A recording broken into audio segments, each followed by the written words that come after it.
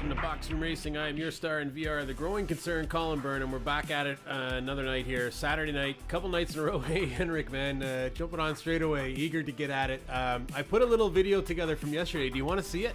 I added a just cut together really roughly the incident from last night, the sending it boy. I'm sure we'll play it a few times. I actually put it on a button, so I can just hit the button for us to enjoy this whenever it happens. So yeah, let's have a look. Let's see if the button works. I had to, because I got audio delay running all around this place, so I tried to calculate the delay and stuff. So let's hope it works. I'll keep the music going during it, see if that works out.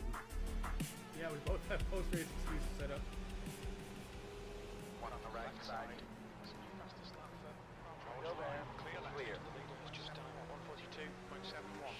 Fantastic. That's how you send it there, boy. I was scared.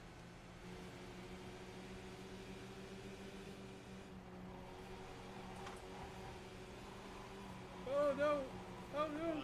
Oh no! Oh no! Oh man! Oh no! That's not how you send. Oh my god! I just got laughing because I'm laughing at it. Oh, 55 seconds. You don't have a rear wing. Wow, that car's on fire in front of us. Oh man. Well, that's it there. Yeah, it doesn't get old, man. Yeah, it's nice to see it actually together. We're hearing the two voices kind of, it's almost like we could actually hear each other at the moment it was happening. But yeah, it's fun, man. So that's on a button right now. So please request it anytime. Yeah. And I'll let her rip whenever it's deemed necessary. Drinking a can of Coke here tonight. No booze as of yet anyway, so I need to submit that to the not top 10 at iRacing. Yeah, I don't even know how to do that. Can you? Yeah, that would be cool. Yeah, maybe I should try that. Or you know, Flybri's down with all this stuff. I'm sure he knows exactly who to contact and what to do. So yeah, I'll chat to him about it, see if he wants to do it. Yeah, I'm sure it's a simple process. You probably just have to email a link or a Google Drive link or something. But yeah, man, tons of fun. I really enjoyed last night. I think that was the most fun I've had racing and iRacing in a long time. Hey Marshall, thanks for the like, man. Welcome to the stream. Just getting started here tonight. I can't go too late though because I got the kids early. The wife's working tomorrow, but we'll get 2 races in anyways, and I think we'll just go straight back to Zolder. Zolder seemed to be a good bit of fun last night. Even though we hate the track here on Boxroom Racing, we'll make it work. We'll make it stick. I guess no ovals for the weekend unless we decide to do something else. Oh, I'm finding. Just disconnect on the Boxroom Live. I'll try reconnecting there again. Okay, there. I got some race audio up at the moment here. I'll turn that back down for the moment anyway. So, yeah, I am in the Boxroom Live Discord audio there in case anybody wants to pop in and say hi. You're not obligated to, but just in case you feel the need.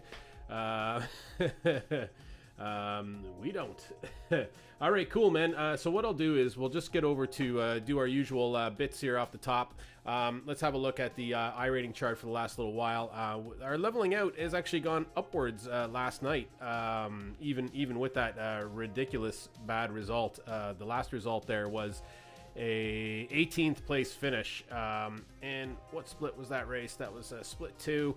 Let me just pull open because we never actually broke down the result of that race or how much iRating I lost out of the deal. I'm sure it was like 100 or something. Yeah, minus 95. So I'm back down to 1682. So kind of, I don't know, more or less. Yeah, DNF. Yeah, man, that sucked. That was a really bad result. Dead last. First time I've been dead last in a long time, I think. Finished minus 4 laps there. Brian with a minus 53 there, brought him down to 1764. Finished in 14th place. Yeah, we both had rough races anyways, and it's a pity because I could have actually had a good race in that. But saying that beforehand, we had a 3rd place and an 8th place last night, preceded the previous night by a 17th and 11th. So yeah. Hey, Q Tizzle, man, what's happening? Welcome aboard some Boxroom Racing, man. We're gonna go to Zolder here tonight. We might as well have the first look in there. Just kind of sitting in a practice session at the moment. I should probably get out and just register for the race.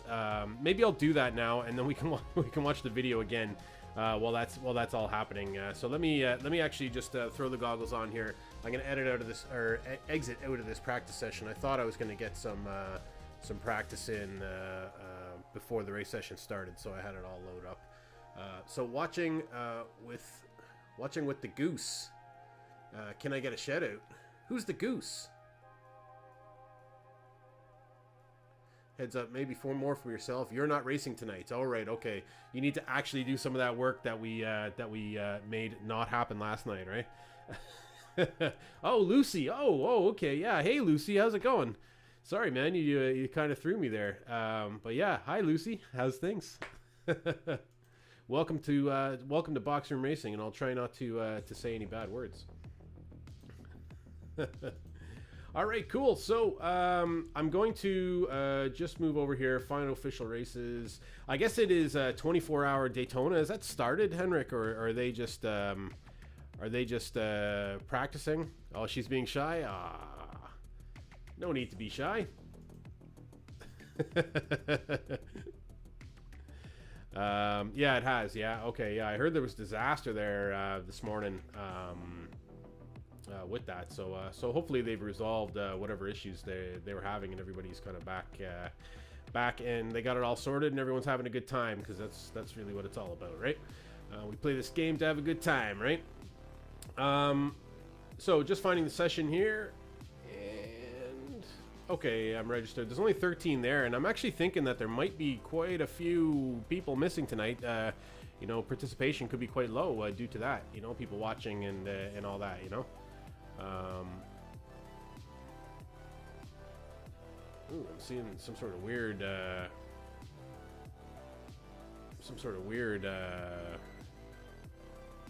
message from a bot there in the Discord server. I think it might be a legitimate thing. I'm not sure. Talk to the lads about that after. All right, cool. So we're loading in now. Here, while we're at it, let's watch the video from this ridiculous thing I involved myself in last night. Let's have a look. Yeah, we both have post-race excuses set up. One on the right side. Clear. Just done 142.71. Fantastic. That's how you send it there, boy. I was scared.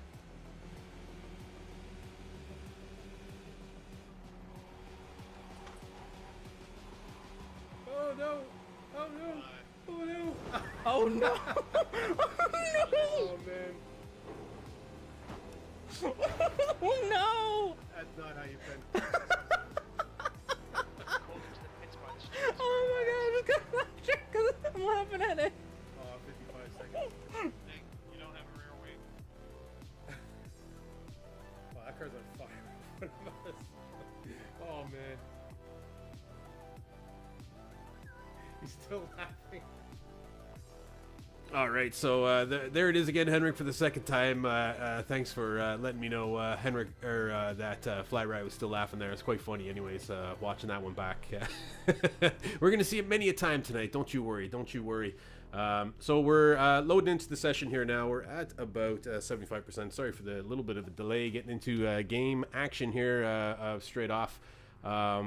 I don't know if there's anything to look back at all. We can have a quick look at the oval because I've been doing a little bit of ovals here.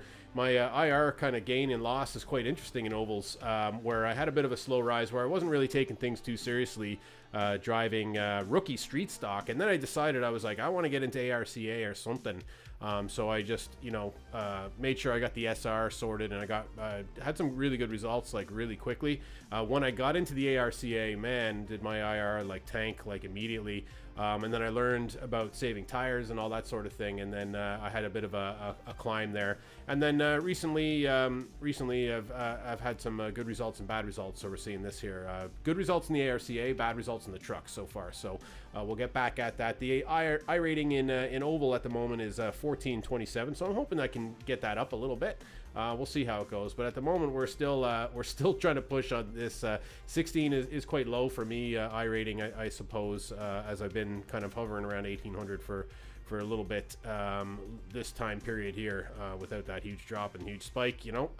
So it seemed like I was there for quite a while. So I think 16 is probably below my my skill level at the moment. But hey, man, I got to prove it, right? I got to prove it. I got to do it. I got to get that iRating up.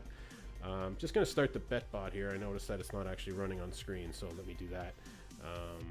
All right, there we go. And the betting leaderboard there, we got Sir John J. Johnington with 133,000 bucks. Henrik in second with an awesome night last night. 12.3K. So you're up there. I think you were up to 17 or something at one point, Henrik. You must have lost your shirt on that last race during that collision, but at least it was worth it for the comedy gold.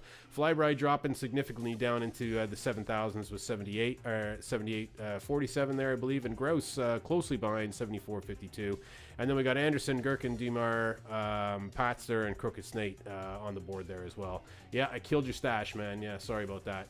Oh man, I'm glad Q Tizzle is on as well, watching with Lucy. That's quite funny. The goose. The goose. I never thought of that, man. That's cool. All right, so we are ready to get into the game. We'll bring up some game sound here. Let's get out onto the track. Let's have some fun. Let's do some box room racing tonight. I don't really know what's going to happen because of this 24 hours of Daytona is on today, so there's so many people involved in that, and there'll be lots of people watching it, let alone playing it, so we may not get an audience. Not that I get massive audiences anyways, but we may not get the usual kind of crowd on a Saturday night here. There may be the participation in the series might be down quite a bit as well. So yeah, if that's the case, I don't know. That might make things better or worse. I don't know. I'd imagine a lot of the better drivers be taking part in that. So hey, Mike Moose, what's happening, man? Watching ice fishing. Minus 16 wind chill here, man. Oh yeah, it's freezing here too, man. I think there's I think they're looking for snow here tomorrow. Potentially in Ireland, so that'll be fun. That'll mean that like everything just gets shut down, but it doesn't matter. We're all stuck in our homes anyway. So, are you actually out ice fishing, or are you like watching ice fishing on TV? What do you mean watching ice fishing? You're watching people ice fish? Yeah.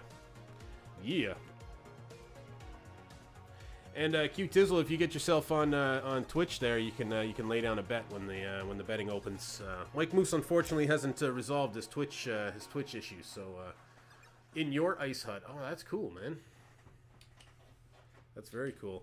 Okay, let me just kill the music there as we have. Let's get out onto the track, turn some laps. This is John J. Johnson's most hated track. Zolder. Exit's clear. Stay behind the white line. So if we see and hear from Mr. John J. Johnson tonight, which I imagine we will, I'm sure he's going to let us know all about Zolder and his feelings towards this beautiful track. Left So side. I don't want to take that guy's line away. I suppose I did. Clear left. Sorry about that. All right, cool. Yeah, I've had some really bad luck here, fishing and streaming. Nice, man. Yeah, I've had some really bad luck here at Zolder. It's been like not a great track for me. I feel a lot better about it this season. This is my third season now racing it.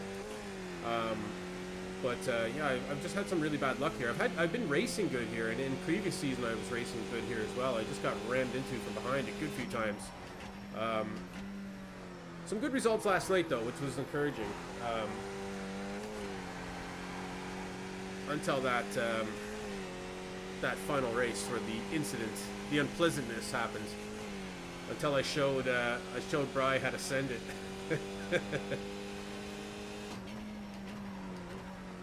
I think Bry said he's working tonight, so I wonder if he's going to pop on YB Mundo's account there. Mike Reich is in here. Yeah, he's a snail, isn't he? I was racing Mike, I think, in some of the open Skippy practice sessions. Oh yeah, okay. Yeah, I see that you guys are in this like stats room or something. Do you have to like apply to like be on the board or whatever to be able to request your stats, or can anybody do that?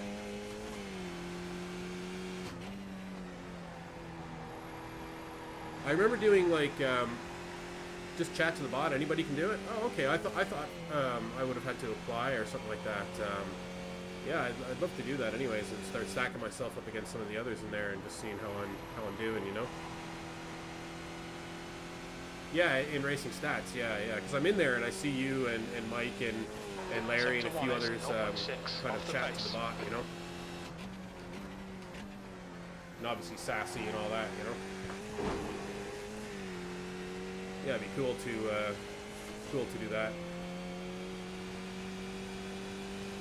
I haven't been as involved in a lot of the snail racing stuff as of late. Just I think with this, you know, the lockdown and being back at work and everything, I just haven't had as much time on Sunday nights, Mondays, you know, to get in and participate in the different things, you know. Sassy's cheating, yeah. Well, he's doing something anyways, you know. He's doing something.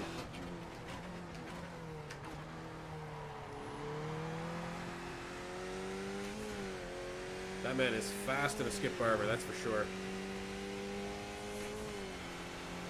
I don't really know how to get any faster. Maybe I should join these race to learn sessions on a Saturday night. I think Sassy's doing it right now. I seen him go live there a little while ago. Yeah, I have watched him live, yeah. And I've seen him practice as well. Like I was watching, P7. what was that race series he was doing, the Love 46 competition for the gloves? I think Sassy won that, didn't he? But I watched it. I watched a good bit of it, and I was watching him practice for it, and he was just meticulous, like in the way he was practicing and the way he was taking corners, and the way he was like practicing his pit entry and everything. I just thought, I was like, wow, man, that's some serious like discipline. Like he's got an actual formulated plan like put together for making himself good at this, you know, which I certainly do not have. I'm like, hey, it's Saturday night, let's drive some cars, man. You know, that's more my style.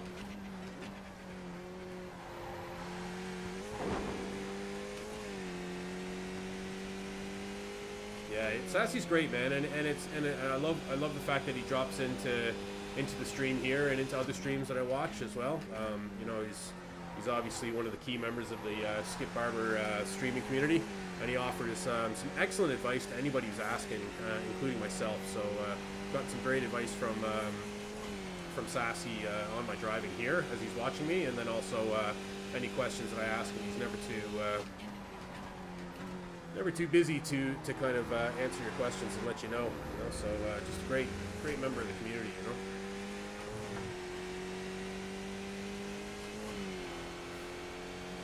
All right, number 7 on the board here.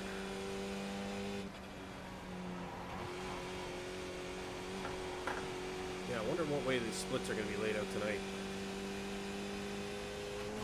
But those Mazda cars look really cool. What were they, like advanced Mazdas or something? They're like a Formula style Mazda car. That I think Sassy was saying they're pretty much like off the pace. Not obsolete. Hey Grouse, how's it going, man? Join the club, dude. We got Cube Tizzle, we got Mike Moose here in chat. Got the whole family. We just need Johnington now. Henrik's here as well.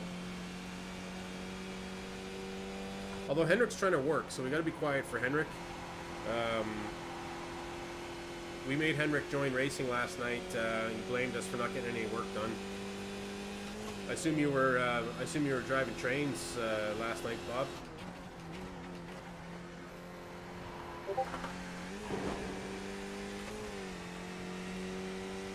Hey, question for everybody. Has anybody had any luck at running their spring parts to anything less than a greater than a -4?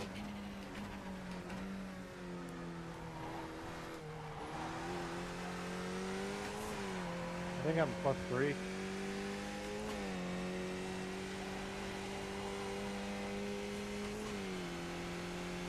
Yeah, word on the street is you can do a +3, but you got to avoid the first chicane.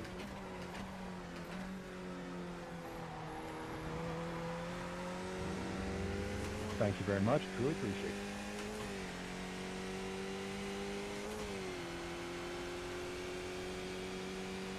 All right. You see if JJJ's around? Oh yeah, cool.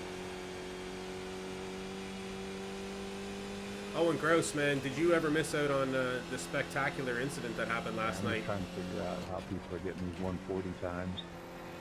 Sector I'm 3 sure is it's 0.5 off all the pace. talent, not car setup, I'm guessing. Some of it's set up. I'm not running a 140, but you know. And make sure you're making the last turn correctly on it. I didn't do that for the first hour or so practicing, wondering why everybody was so much faster. You missed what? We'll go to it, Grouse. We've played it twice already. I have it on a button here tonight. Yeah, big massive Understand, crash I truly yesterday. appreciate it.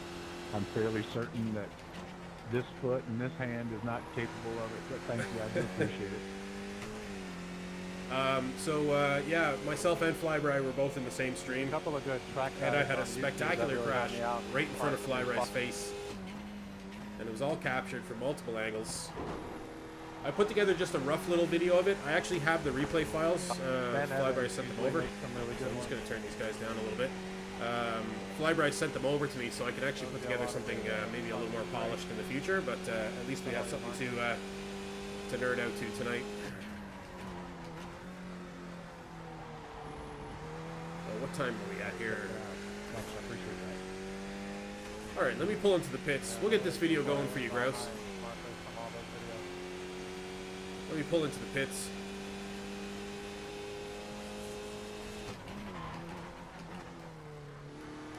Get my pit entry practice down. That's not very good. Box in 340 meters. Oh yeah, I tried to send it on Flyby, alright.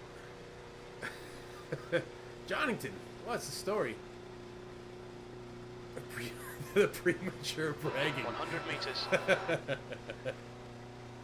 50 Hey meters. man, this guy's in my pit. Oh no, he's not. Thought he was. Love that Westwood Mall outfit there. Eating Grouse's chilies. Oh yeah, nice man. Male chilies. Alright, here we go. You guys ready? I have it on button. Here we go. Yeah, we both have post-race excuses set up. One on the right side. Clear. Just done 142.71. Fantastic. That's how you send it there, boy. I was scared.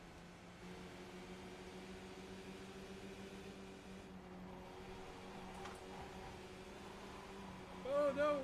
Oh no! Oh no! Oh no! Oh man! Oh no! That's not how you send. Oh my god, I just got laughter because I'm laughing at it. Oh, 55 seconds. You don't have a rear wing. Wow, that car's on fire in front of us. Oh man. Well, there you are, man. Yeah, that's not how you send it. Oh man, yeah, it was class. It was good fun there. Yeah, I really enjoyed that. Yeah, good fun there last night. So happy that we got into a race with him, Flyby there. Were we in with somebody the first race? So it was Henrik was too high in the IR, man. Henrik was way too high in the IR. We couldn't get in. I think Flyby was in your first race, right? That's how it went. And then yeah, so it was a good bit of fun there last night, getting into few people mixing it up, actually getting into some races. So so hopefully we can get the IRs all up there, scrape ourselves into top split on some nights, and we'll all be together. You know, the difference between pro and smo with those edits. Yeah, I really only roughly scraped it together, John. I like Flyby actually sent me over the actual replay files from iRacing, so I think I can probably do a little better with something polished and a little bit of time. I just, you know, I spent 20 minutes kind of just before the stream here and just put it together. A little bit of audio editing there, I think made it helped, you know. And watch me get killed by Alfonso. Yeah.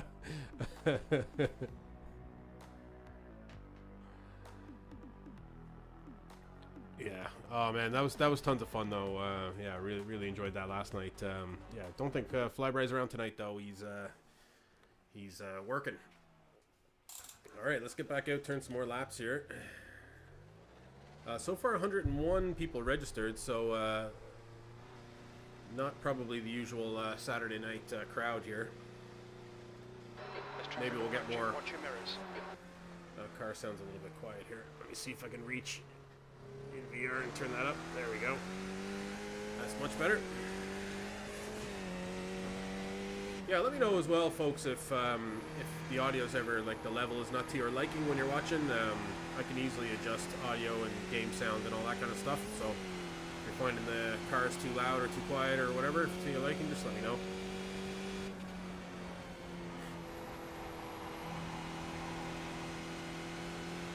48 splits. Yeah, it's the 24th of Daytona today. Yeah, everybody's doing Daytona. It's big. All the streamers are on. Yeah, that's what I was thinking too. Like, everybody's spectating, everybody's watching. You know. I don't think I'm ready for those big long 24-hour type events, but maybe we can get a crew together one day and a little team together, a box room team or something, and tackle one of these. We definitely have some people scattered across the globe that could take on different time zones, you know. That's for sure. That would be cool. It's on iRacing, Grouse. There's 24 hours of Daytona. It's like the Daytona road course. And what are they driving? Is it all like LMPs, and is it like the VRS, is it? Or I don't even know. That's how uneducated I am with it all. Or it's like IMSA, is it? Like IMSA series type stuff?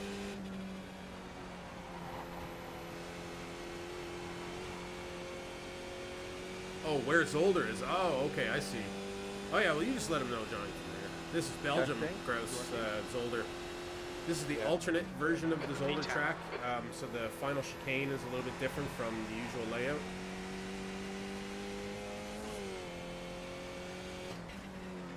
Yeah, so this is this track's located in Belgium. It's Jonington's most hated track in the game.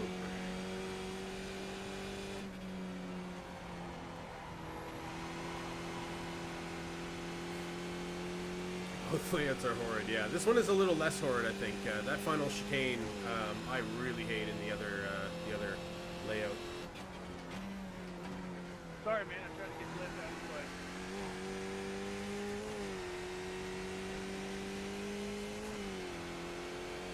Terrible track. These chicanes are soulless. Although I'm starting to get the hang of this one. I've been doing it all right this week. That's an off track there. But I've been starting to do a little better at this one. It just feels like the track is kind of like going through the motions, you know? It just feels like Sector 2 is 0. if somebody tried to default a racing track, this would be the default without any imagination or thought put into it.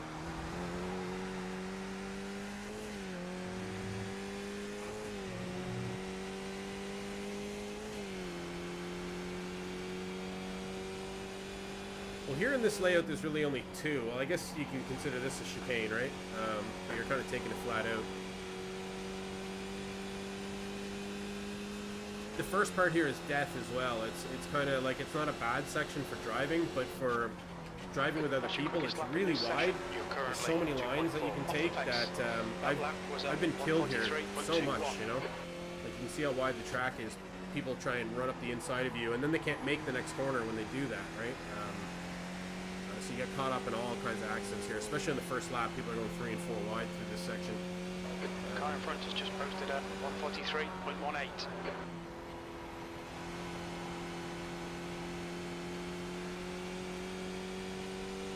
Yeah. Yeah, Johnny likes them first 2 corners. This chicane is like a nightmare. It's ridiculous, the height of the curves.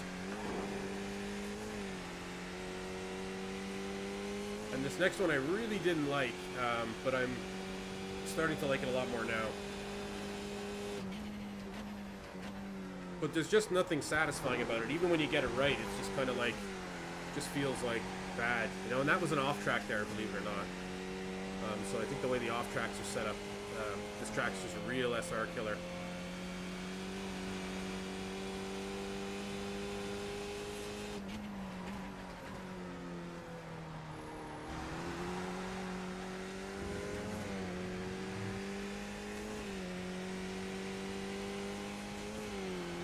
Yeah, the height chart of Belgium and the Netherlands, yeah. Yeah, Belgium's not too much different. Messed that one up. Don't want to miss this corner up.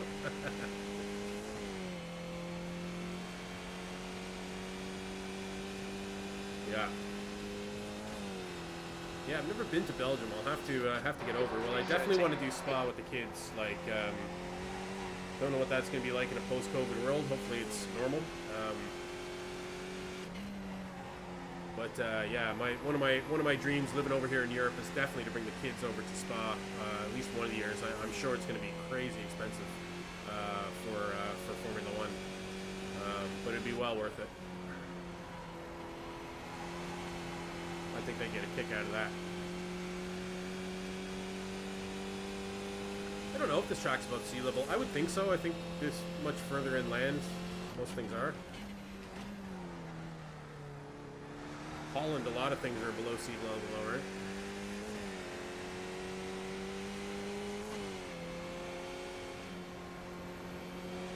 This guy's slow.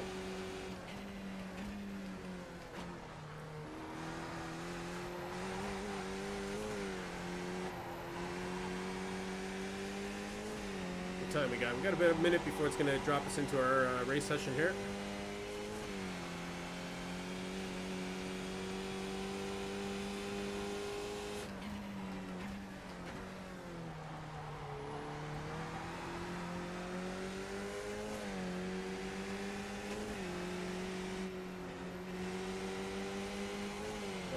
Lift there. Whoa. This guy really doesn't know the track, eh? Oh, he almost did a box room there. I should just take my opportunity and get around him here because he's just too slow. Car right. Clear right. P16.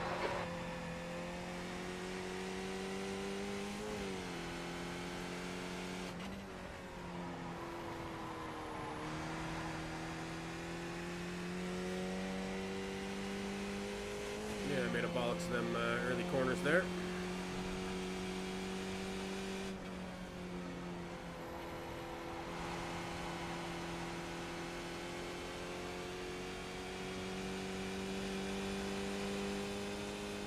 Yeah, certainly not winning the time challenge here. Alright, race session's ready to go. Are there sharks in Ireland? Yes. Not very many, but especially down like Cork, the southwest coast, you get the basking sharks come in.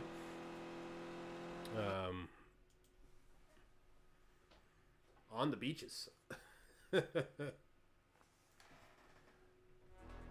No, but definitely in the water, man.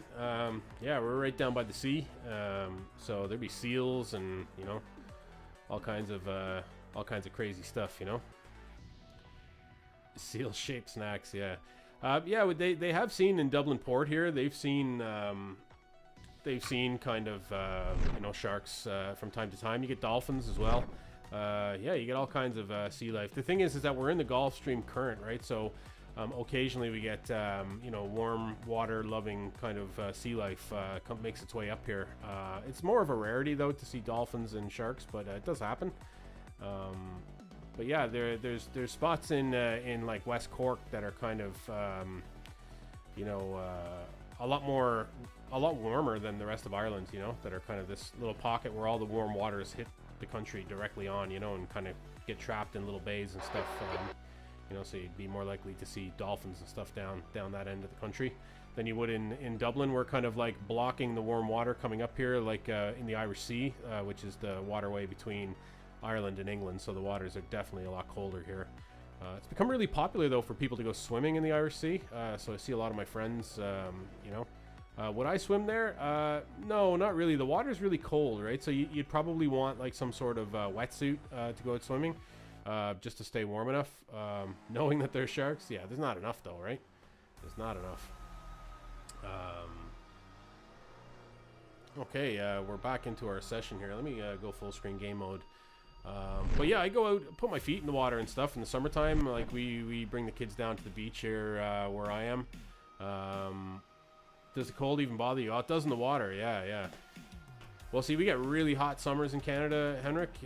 So you know the cold winter, and I come from the most Track temperature's decreasing. It's now 18. come from the most Celsius. kind of like non-Canadian area in Canada. You know, probably the warmest area in Canada, aside from maybe like Vancouver or whatever, which is a lot more temperate. You know, Toronto doesn't really get a heavy winter. You know, it's kind of the joke of the country. You know, like when it comes to wintertime. You know. Cold water contain much great white. Yeah, Jonathan is definitely not afraid of, or Jonathan is definitely afraid of sharks. I know that much. That man does not like a shark. Great white eats seal. Seal's fat and likes cold water. Yeah, there's lots of seals around. You see seals here, all right. You head down to any of the ports kind of along the coast here.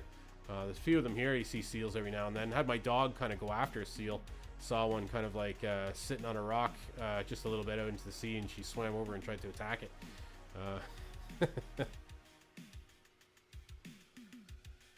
Haven't used a snowblower yet this year. Oh yeah, cool. Oh, that's a good thing. That's a good sign, man. Good sign for you. Anyways, probably bad sign for the world, but good sign for you. They get spotted out east here by Newfoundland. Yeah, they probably do, man. Newfoundland waters would be similar to here. We're pretty much directly across the ocean, right? We're probably a little bit further north than Newfoundland, but yeah, we're directly across. Dog versus sea dog. Yeah, for sure. That's pretty much it, you know. The dog, like, she just absolutely loves the water. So if we bring her down to the beach, she just like does it be like, even if we're not throwing, you know, her toys into the water or whatever, all she wants to do is swim. So yeah, it makes it fun anyways. She just swims out really far, so it gets scary sometimes. Exit's clear. Don't cross the white line. Okay, Colin. Pretty mild this year. That's nice, man. To set a decent time. That's nice. Yeah. The track Get a mild temperature's year decreasing. every It's now and then, right? 18 Celsius. Or is it just global warming? Or is it the argument of like climate versus weather kind of thing, you know? I remember years kind of growing up in Toronto where there was like very little snow, like none even, you know, like maybe one, you know, just flurries a couple times. I'm sure Grouse isn't getting flurries where he is at, man. I'm sure he's getting buried. Well, buried, not maybe not in your context of buried, but buried in my context.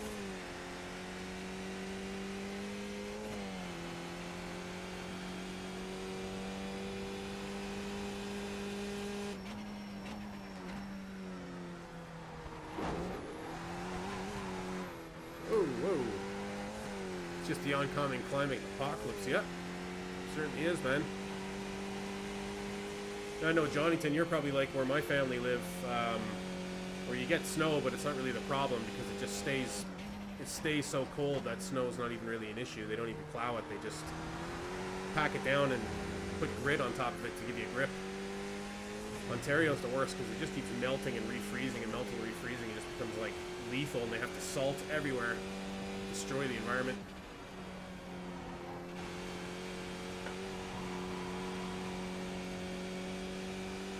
I know my sister was showing me, well, I've seen it when I was there, that because they just keep packing the snow down in the wintertime, and the road starts kind of like bellying in the middle because the weight of the cars on either side of the road, and they have a machine that goes along and skims the road and like levels it out again, like shaves the road down flat. I forget the name of it, but yeah, pretty insane.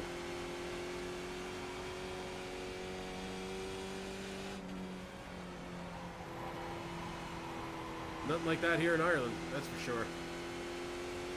Hit about -18 so far. Yeah, that's probably pretty mild for you, right?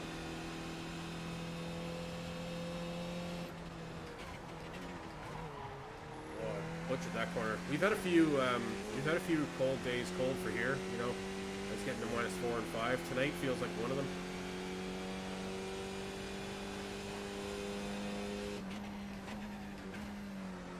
The problem with here and when it freezes is that there's so much moisture. There's so much like moisture and humidity even when it's cold that when it gets below freezing, it's like freezing rain had fallen. You know, the ground is like white, you know, just from all the moisture freezing. It's like really dangerous. And people obviously don't like, you know, shovel or salt or whatever. 28 minus 28 to 38 is the normal cold range. Oh man, that sounds insane.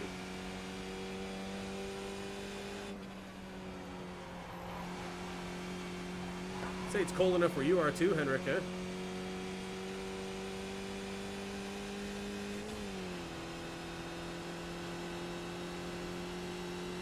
Seventh position.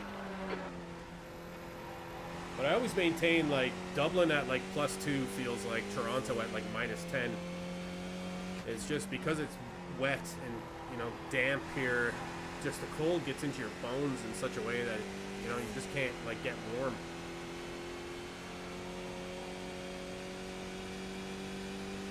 Don't know if you've ever been there where you spend a lot of time outside and you come in and you just can't warm up, you know, like that's what you feel like most of the winter here. Hey, Pole Tigers, man, how's it going?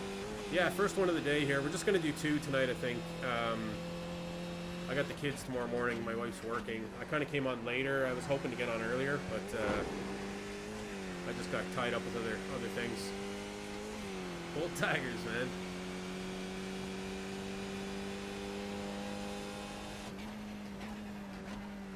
Good to have you along tonight, man. You watching any of the 24 hours of Daytona? Wow, I was lucky not to get an off track there.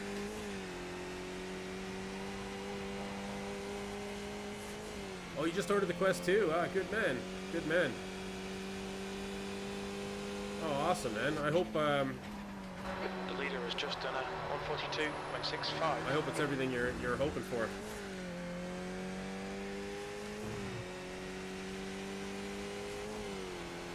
There's a few of us now with the Quest 2, man. We got Jonington, myself, yourself, Uncle Talal, who kind of hangs out Flybright stream a lot. I chat to him a lot in the Discord. He's not really, he's in the Middle East, so his time doesn't really work for him to be hanging with us live here. P6, you've just done a 143.34. Okay, P6 so far, not too bad. But yeah, Uncle Talal picked one up as well, so he's a friend of the community. But yeah, we just rarely see him live because of time zone stuff, you know. I got you talking about sharks. I know, I think it was Grouse. Grouse brought up the sharks, didn't he? Grouse, you bring up sharks? You on about them? Alright, we got a minute 21 left before the off of the race. Now, come back out to our little chat screen here. There we go. Tempted to run the video here, but maybe we'll just wait till after this. We'll keep running this all night. I have it on button. I think maybe that should be a new thing. Is I should always have a little video on button from recently, some clips or something. Maybe a few clips to choose from. Will be kind of cool. Yeah, maybe I should set up a page of buttons on the old Stream Deck here. That would be kind of sweet. Yeah, good idea of me. Yeah. So it must be scary living so close to ocean and sharks. Well, we're like kind of on top, like we're really high above sea level where we are here, even though we're close to the ocean. So we're not going to slide down into any sharks anytime soon, that's for sure.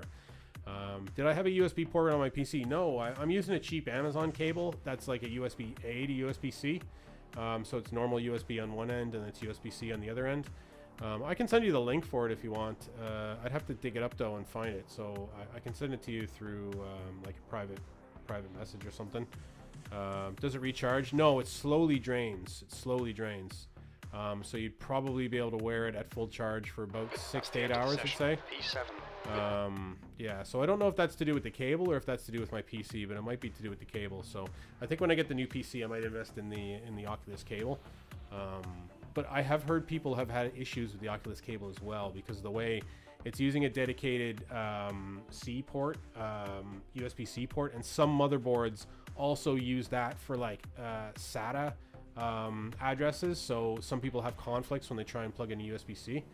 Am I gonna race properly today? No. I will attempt to race. I will attempt. But we'll see what happens, right? We know me, right? You know, you bet at your own risk. All right, betting's open anyways. Get your box bucks. We are starting 7th place here. I didn't actually look at the board here, so let me have a quick look at who's here. And I know nobody. Absolutely nobody. Oh, Guillermo. Guillermo's a killer, isn't he? Is that the Guillermo? Oh, and Jordy as well again. Okay. So you ordered a USB-A 3.1 to USB-C for fast data. Yeah, okay, cool. That'll probably do the trick, man. Pretty much any cable will work. Like USB 2 works even. Not fantastically well, but it does. Initially when they made it, okay, here we go.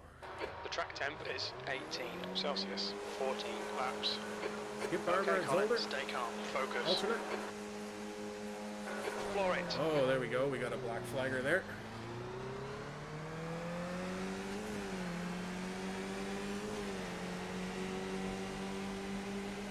On your right. Clear right.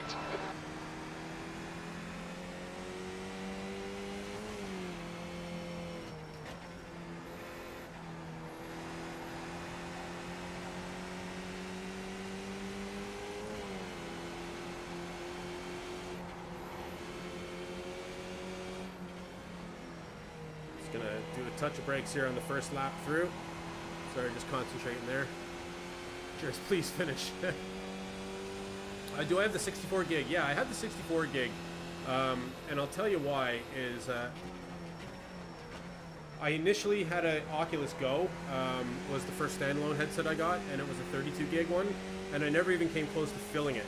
So when they had the option of 32 or 64, I think for the, or was it 64 or 128 for the Quest 1, I just got the 64 and I never even came close to filling it.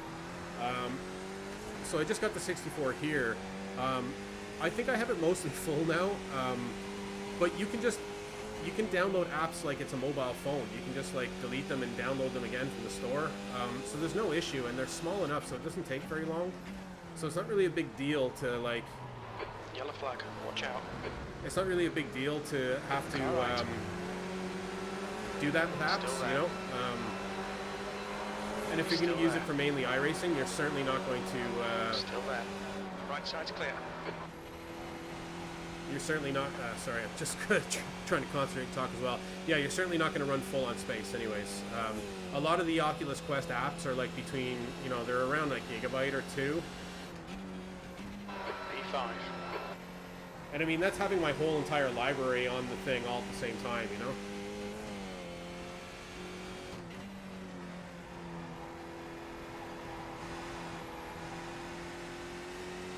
Have I tried big screen? Yeah, I've been trying it before. It always seems pretty buggy to me. I've tried it multiple times. I just haven't really got into too much of the social aspect of these headsets.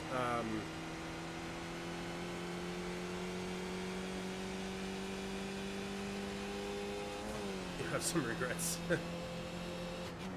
Left side, clear left. Oh, don't worry. I disappoint. So Jonington might be right.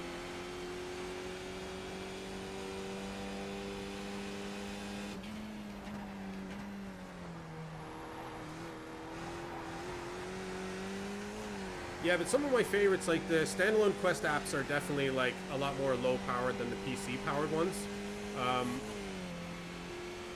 You know, so I'd purchase them at your own risk, kind of. You'll find apps that you like to not have to turn your computer on for, and you'll find apps that you don't mind that it's connected to the computer. You know, Beat Saber, things like that are probably better on like just the Quest itself, so you don't have to be tethered to anything, and it's just pick up the headset, press the power button. Whoa! I just had flashbacks of last night there. Oh, you see that guy almost did what I did. The leader has just done a 142.72. The guy ahead has just done a 142.61. P4. That's what I should have done, is get a box room Red Bull livery.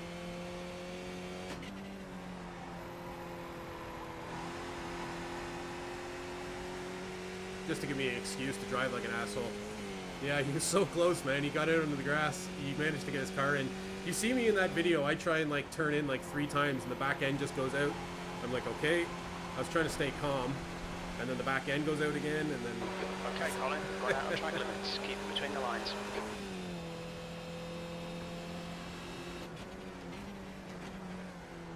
At least this guy behind me seems a bit sensible. That's twice he's caught up to me and he didn't send it. So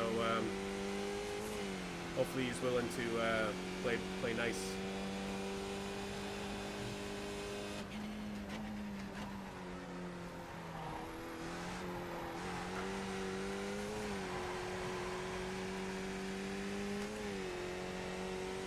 Yeah, he knows that there's lots of laps left. There's no point in pushing right now, is there? The gap to Ramos behind is now. I hate the cars with the grey nose. It looks like the nose is gone on them, is it?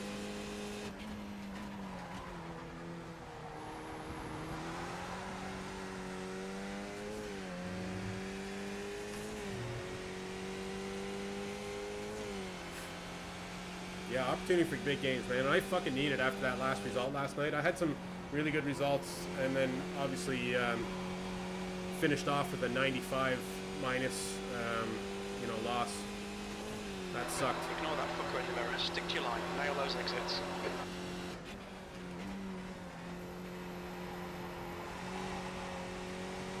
This guy seems to be making up lots of time on me in this section, huh? All right, Colin. The next car is Gonzalez. Oh, I just butchered that corner. No wonder he is. He'll probably have me on this next section. We'll let him overtake us on the straight, and we'll come back at him in the next section.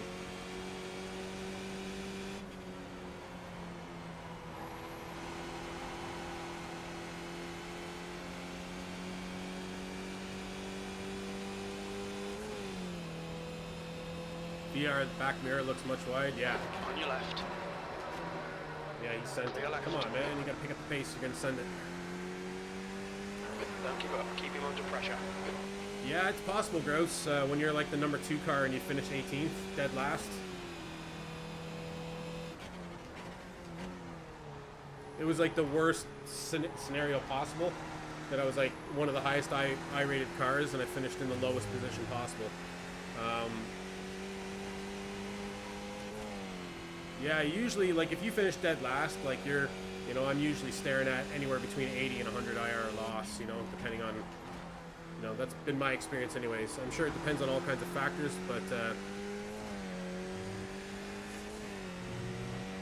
but looking at it low tech without doing any math, I'm expecting, between, high 80s, to 100, anywhere in there, loss. Whoa, whoa, whoa. Oh, Red Bull rolling back on track. Man, you gotta hold your brake when you crash. Gonzalez is now leading. That was a 144.73. Jesus, man.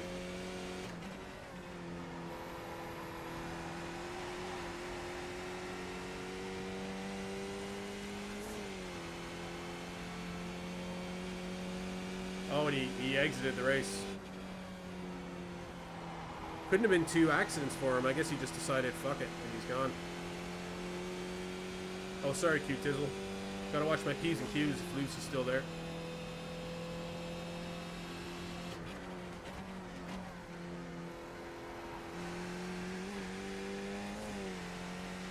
The gap to Yeah, Red Bull. ahead is increasing.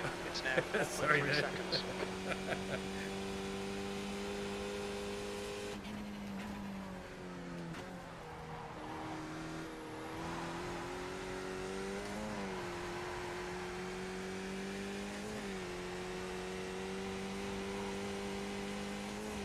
Alright, so, sitting in, where are we? We're P4? Wow, what a name of the guy behind us. T Petit? Is that like a real name?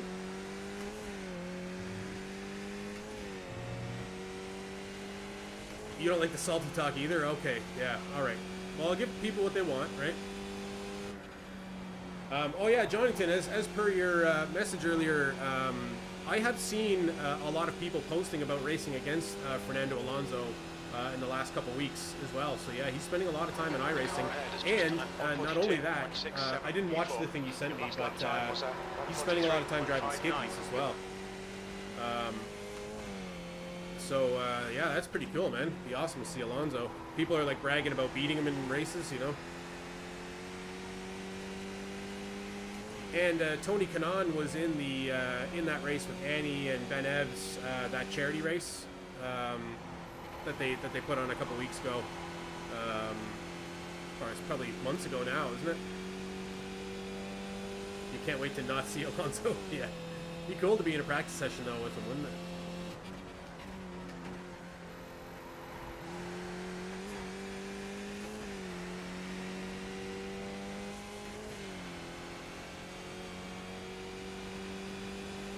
Yes. Love Alonso, man.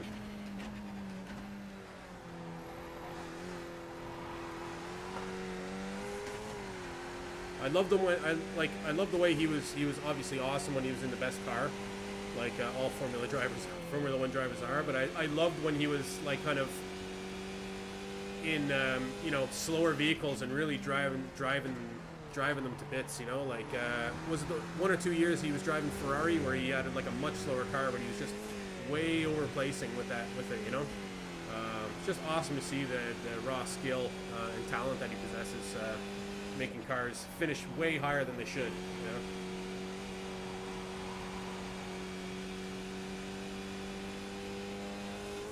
Take that, Mike Craft. 142.36. Fastest lap for Gonzalez, 142.12. That last lap was at 143.10. That's your fastest lap today.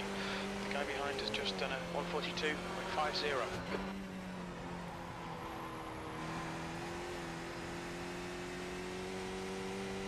Yeah, iRacing got a lot of bad press today, though, with the server issues with the 24 Hours of Daytona. Seeing a lot of negative press for that, so hopefully they can overcome that and figure out a way to manage these bigger days, you know. Guy behind's coming up, yeah.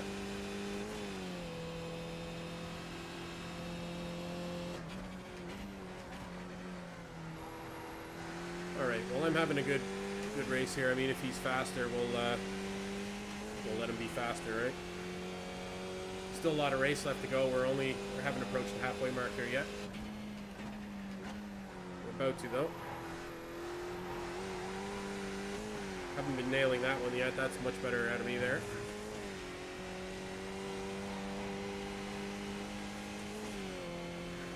What would you say that's Pettit? T Pettit?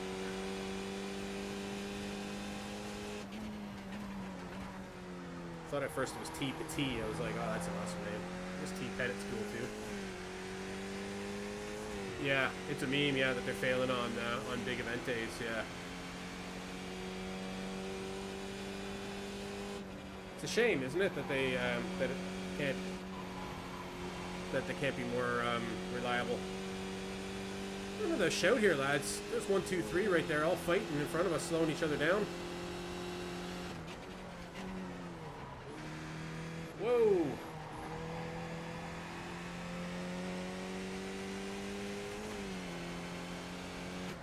That was insanity, and a lot of a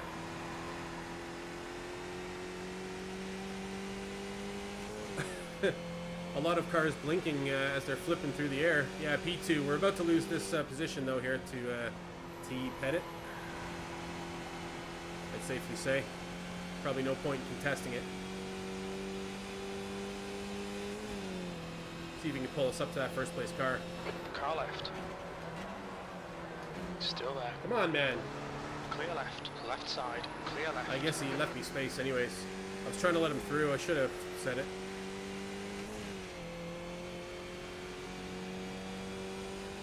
Ride the T train here.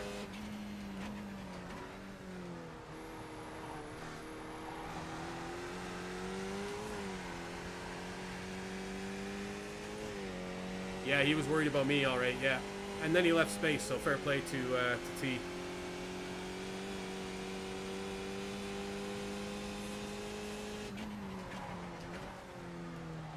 I guess didn't think that I was just going to hand over the spot, but I saw how fast he closed on me, and there's a lot of laps to go, so... T-train to Jose Station, yeah.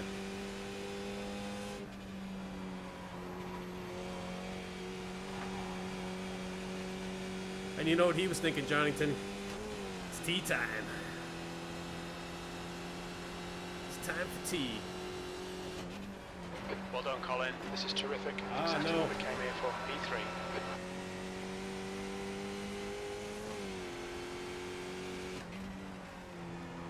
T for 2 and P2 for T.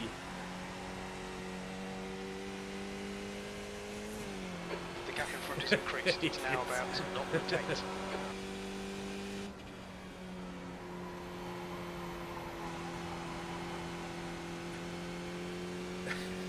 Tito.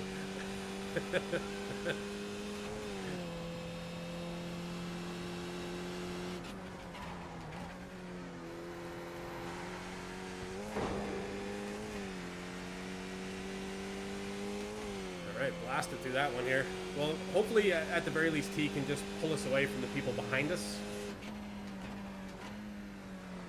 That would be nice.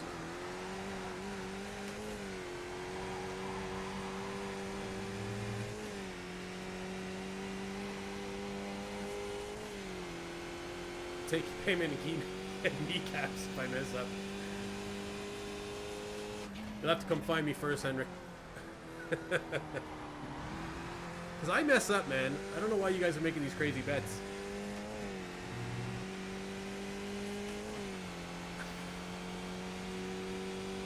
Box bucks are becoming valuable now. Jonington has set the bar.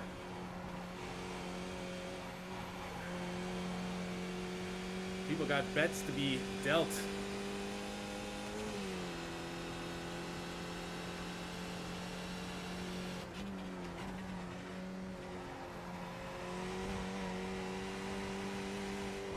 Whoa. Your lap times are improving. Oh, this man. is good. Almost lost my kneecaps to the Norwegian mafia there.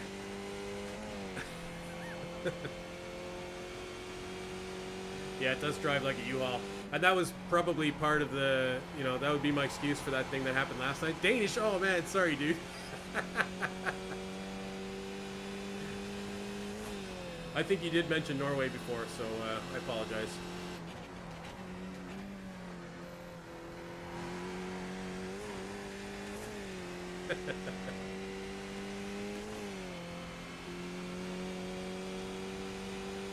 Who? Don't be intimidated by Henrik.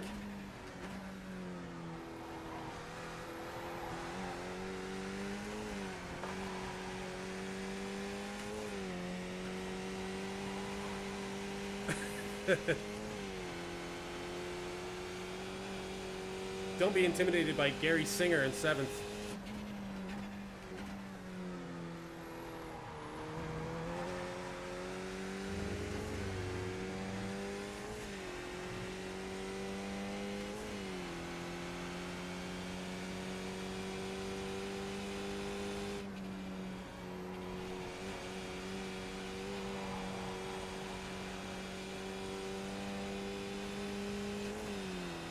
Trying some funny business, trying to break the draft here, is he?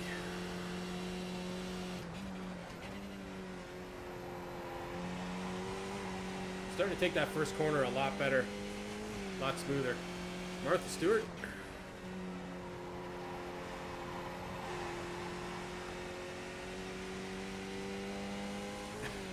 Insider trading's afoot.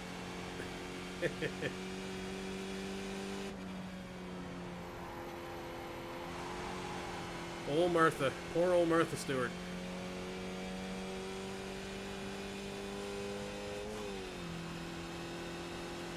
The gap ahead is now 1.1 seconds.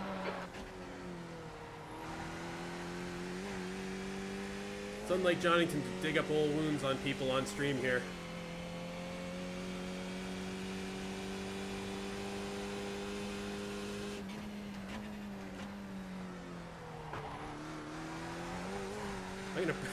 I'm gonna perform the Martha Stewart by pulling the Gilles. I'm gonna get Gilled out here.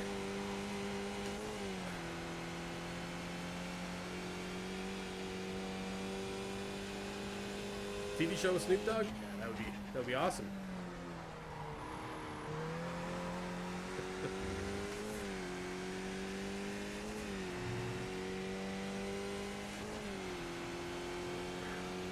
It's unbelievable how famous Snoop Dogg became, isn't it?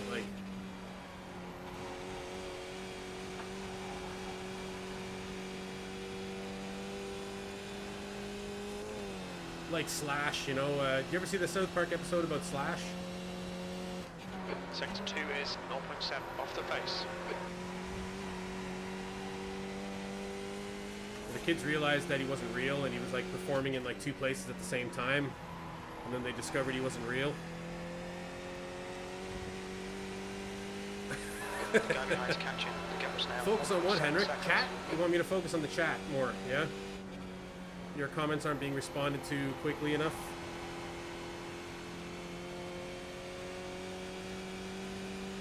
Apparently Martha smokes chronic and loves a good gin and juice.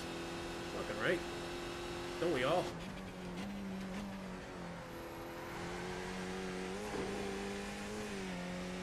Actually, I really hate gin. I think it's vile. I don't really understand how people drink it.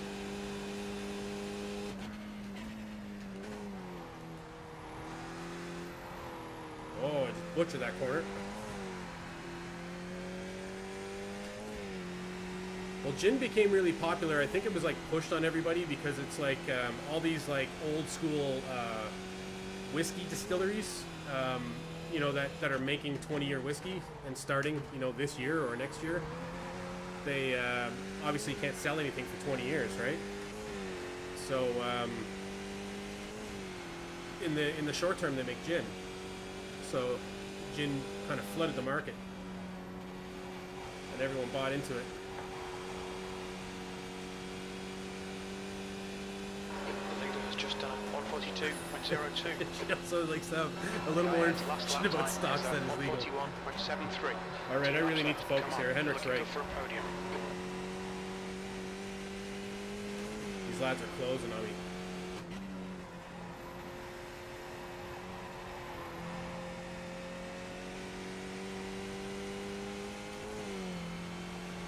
And we've lost T's draft here.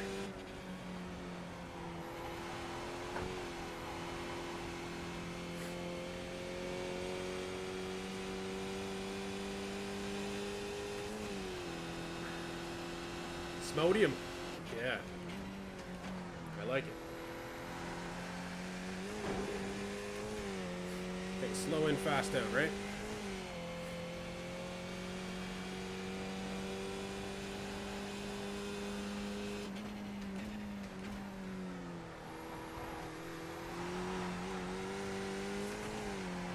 Okay, much better through there.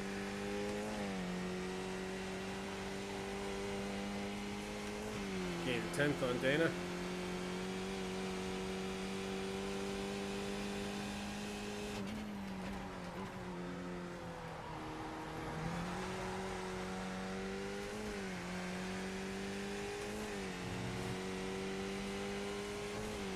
When in doubt, poach my goats.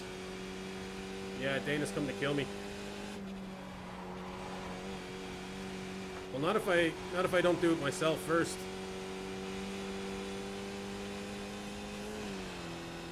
Oh, something happened back there. All right, Colin, one more to go. Keep it together. We'll be on the podium. You've just done a 142.89. Oh no, it's just accordion effect. Dana looks further away at this higher speed areas. Oh, we made up 2/10 there between this time last lap.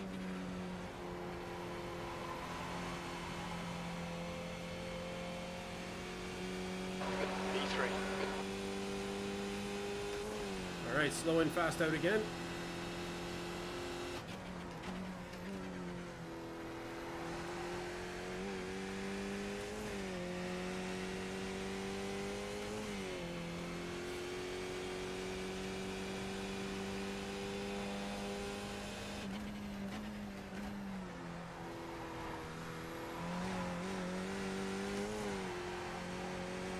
That's the way I need to be doing that.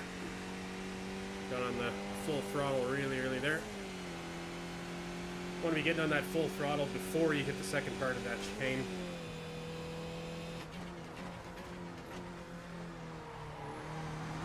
I think that's where I got caught out going into that corner. Sometimes I get up to fifth and I don't get down to first.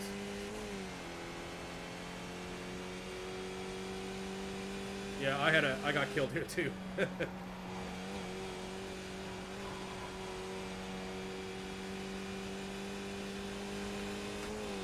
Alright, definitely gapped Dana there at the end. Podium finish. Nice one. Happy days, P3, folks. Fucking right. And Henrik's in the money. How much did you bet, Henrik?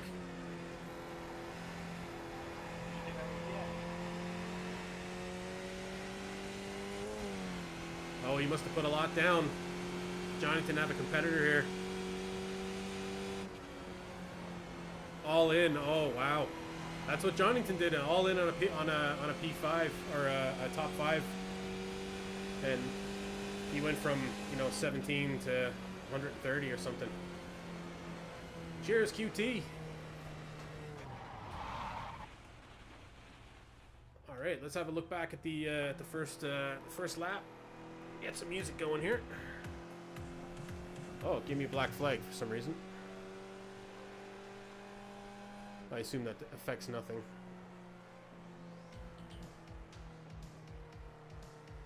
Okay.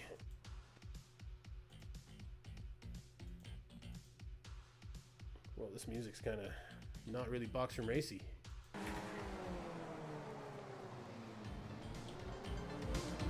All right, so here we go. Starting, it was a bit of a cluster at the beginning, wasn't it? That fella, that's Alonso there, and the green and yellow there. Alonso's a killer, so I was really watching out for Alonso.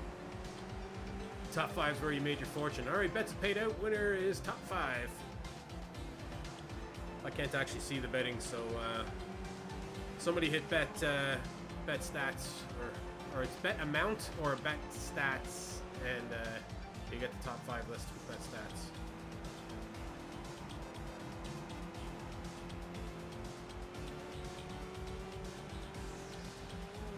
Oh, Henrik's at 74.1. Oh. So he's still got a way to go to catch Johnington. Did you get your bet off before the race left, Henrik? Before the start? Because the multiplier goes significantly down. If you wait till after the race is off, you win a lot less. Oh yeah? Okay. 6x. Alright, cool. It took me a while to learn that. I assume everybody else knows though, but maybe they don't. I guess it was a bit of a boring first lap. Oh, just as I say that, I went around the other side there.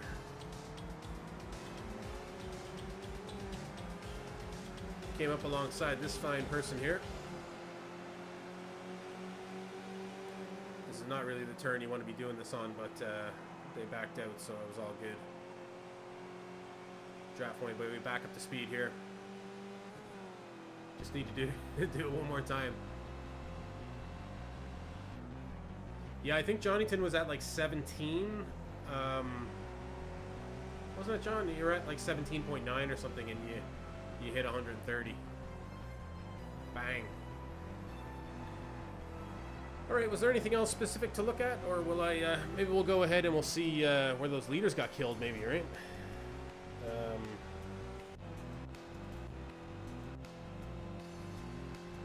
Did it happen in turn 1? Oh, there it is. Let's have a look at what happened up there. This is Guillermo, the killer. Oh, it looked like either... Whoa, what an accident. So the usual braking zone there would be... Yeah, that guy broke way too early. You wouldn't really brake till usually the third last or second last Coke Zero ad board there. That's my braking point anyways, is anywhere between kind of that zero letter and this zero, probably where it says Great Coke Taste there, between the third last and second last. So he was, looked like he braked around the fourth. Right here he was braking, so he was way too early. Well, that's a pretty spectacular accident as well. You thought it was way less than that? Like, where would you brake? Oh, you were braking earlier, were you?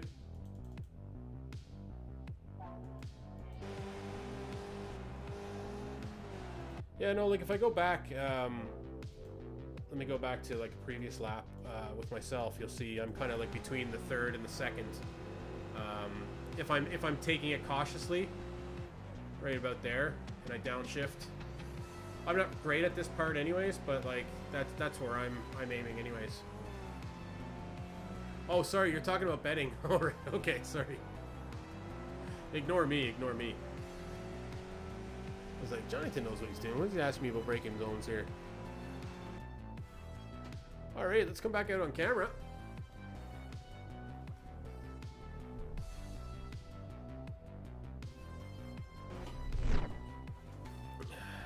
All right, welcome back into the box room here. Might as well play this video one more time in case we got anybody new lurking or watching it on the channel that hasn't seen it. Yeah, show the crash, show the crash. So here's a little bit of action that happened last night. Well, myself and Flyry were racing in the same race.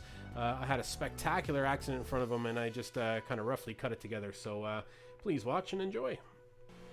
Yeah, we both have post-race excuses set up. One on the right side.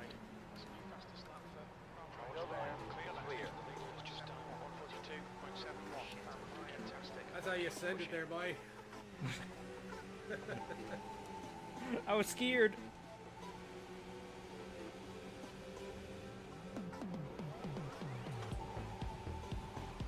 Oh no! Oh no! Oh no! Oh no! Oh man! Oh no! That's not how you send it. That's not how you send it.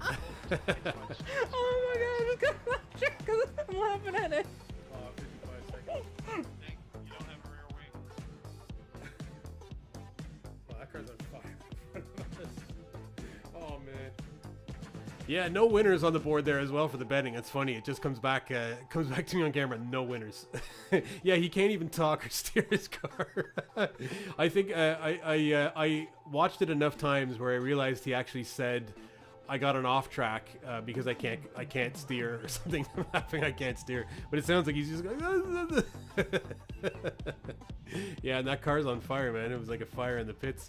Oh man, what even happened? Yeah, I kind of, well, I don't know, it was totally my own fault, but I am driving the monster truck setup, as they call it, so the car is its highest off the road. So that corner is really, really dangerous. I have to take it slower than a lot of other people do with lower kind of ride heights.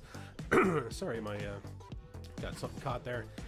So essentially what happened was I kind of got the car dipping one side, and I got it dipping the other side, and I went out a little wide to the grass. And I tried to turn in, but the car got no grip, and the back end came out. So then I was trying to be calm about it, and then I was going, oh no, oh no, and then I tried again, and the car just kept going straight, and the back wheels came out, and then I tried a third time, and then I hit the wall like that. So that's pretty much what happened.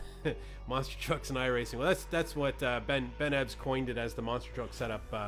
So the SPO goes from 5, which is its lowest, all the way to -4, I think, and -4 is its highest, right? So it's setting the ride height, and that will depend track by track, depending on the bumps and the curbs safety, so you're not breaking off your front wing. So you pretty much want the car as low as it can go without damaging the wing. Now you can run the car at a +3 on this track, but if you hit any of those curbs, your front wing is gone.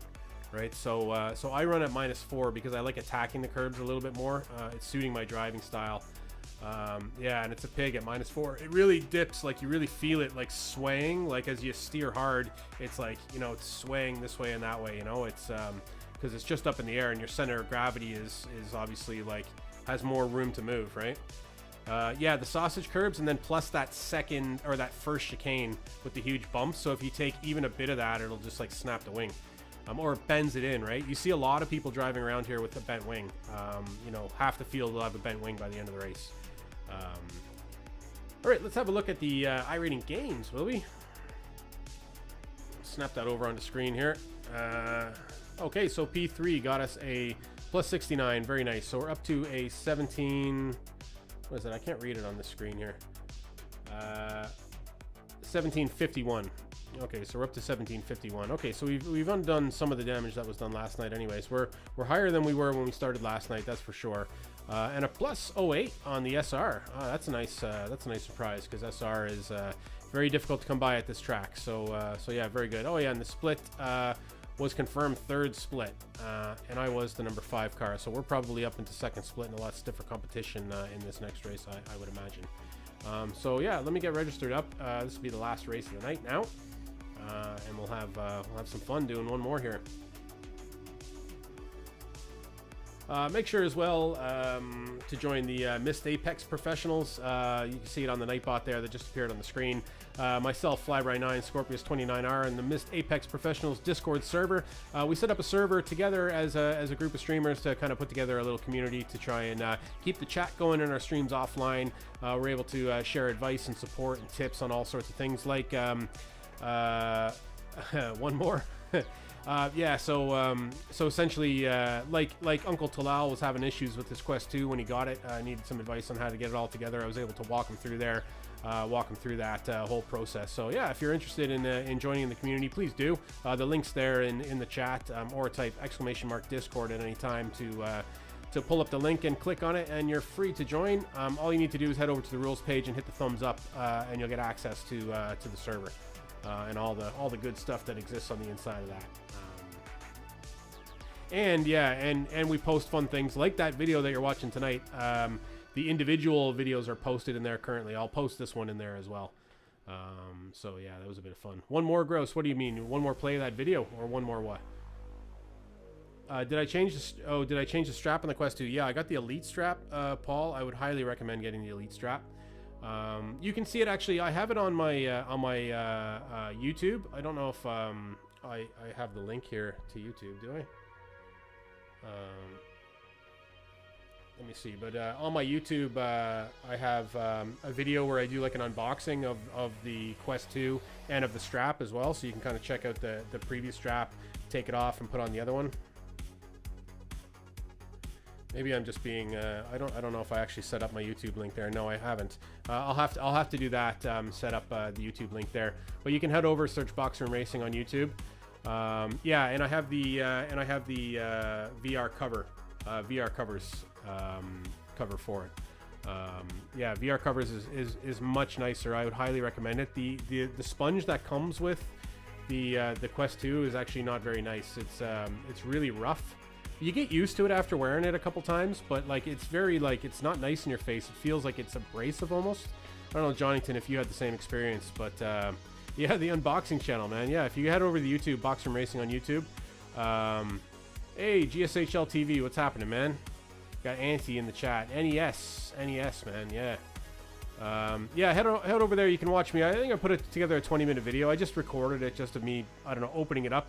And just snapping all the parts together on it. If you just want to check it out, see what it is. I don't really give any review of it or anything, but just yeah, it's on the Facebook as well. If you're on Facebook there, you can scroll back down through and find it in my Facebook feed. I don't think I can upload to Twitch. I don't think it hangs on to videos long enough here, does it? I haven't tried, anyways. We'll reserve Twitch for the live stuff. I may eventually move over to Twitch full time and drop the other streams on the other channels. At the moment, we're hanging on to them. I don't really know. Don't really know what the future holds that way. Okay, cool. So we're loading into our next session, and it is 23:06, and we're not too far off from the start of the next race. We're at 62%. We can get this car back out on the track. Turn some laps. It was nice on your face. Yeah, you like the. Did you actually got the new cover though, John? What do you make of the new cover compared to the old one? Is it an improvement for you, or have you spent much time wearing it yet?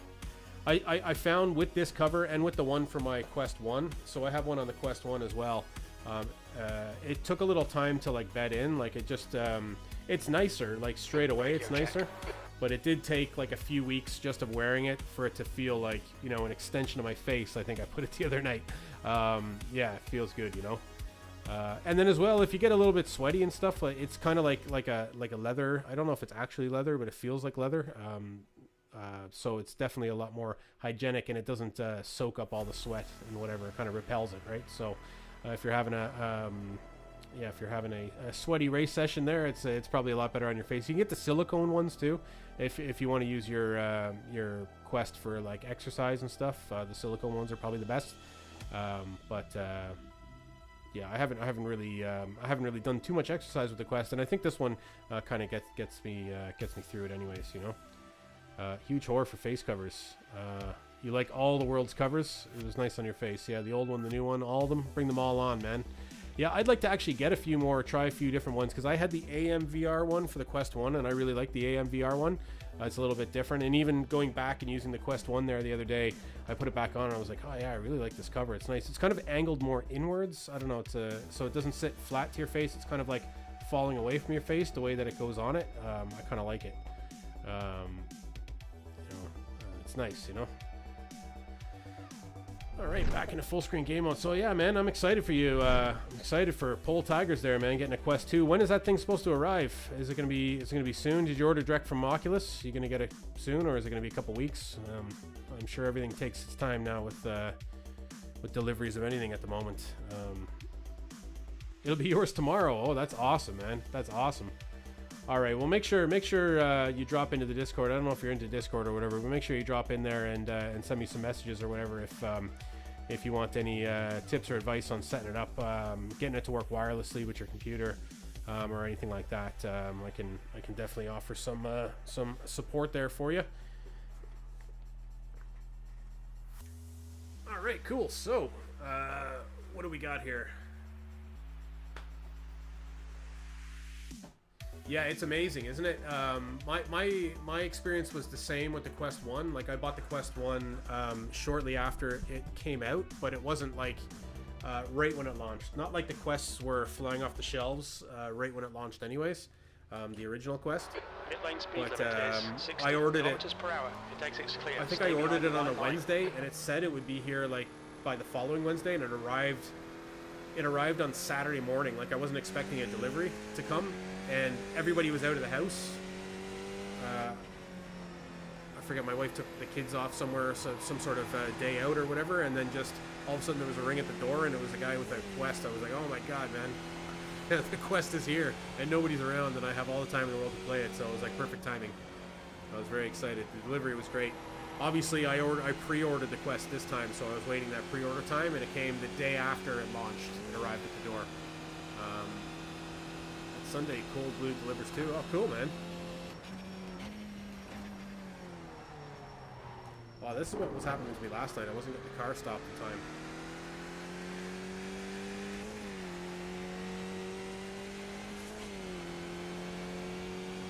Yeah, they have a weird delivery company, right?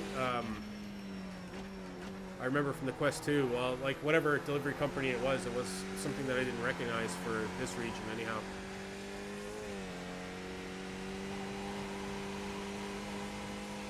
Need to cool down and hang on to those box bucks.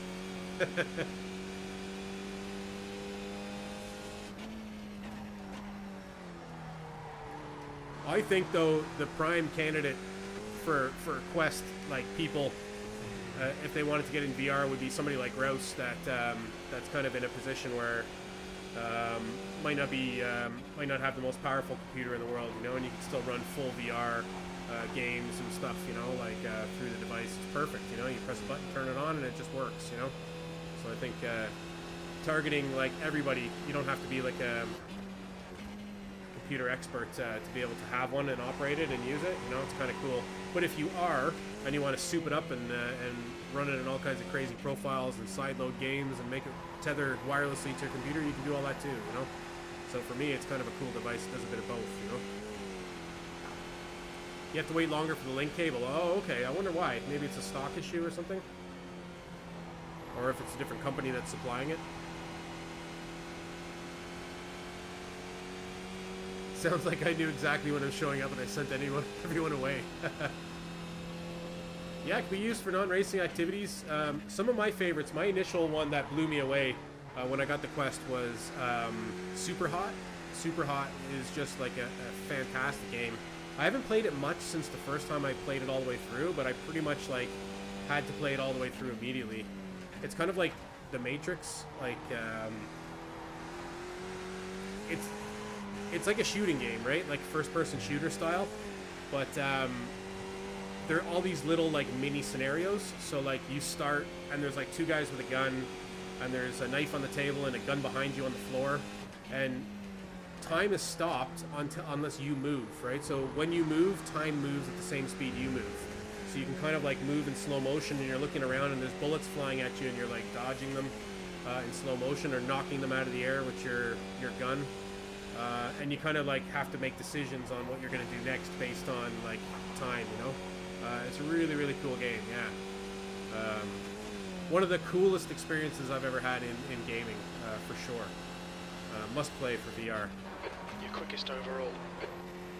Beat Saber is I know it's probably a meme, that Beat Saber and VR games, but it really is awesome.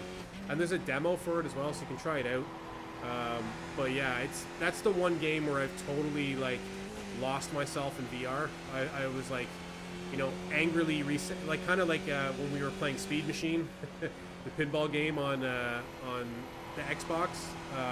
I was like that with Beat Saber, playing some of these levels like angrily and aggressively, like restarting over and over and over and over again to get past levels that just seemed impossible. Yeah, it's cool, man. Oh, I'm really driving like an arsehole here. Wings are okay. Need to slow down, give back some time. The guy behind has just done a 147.87. And Robo Recall is pretty cool too. Robo Recall is great. That's kind of like the world has robot slaves everywhere, and then they all turn against humanity, and you're kind of like the person that's sent out to recall them any way it's possible. Tales from the Galaxy? Oh, I haven't played that one. There is the Star Wars Squadrons. I have that one. It's awesome. It's only a PC one though. You have to play it on PC. Star Wars Squadrons is awesome, but my PC is a little underpowered for it, so I'm waiting till the new one arrives before I really do it. I'm actually planning on maybe streaming it too. It's basically just flying in VR in outer space. Gross. You'd probably love it, man. Star Wars styles. Your last lap time was at 145.11.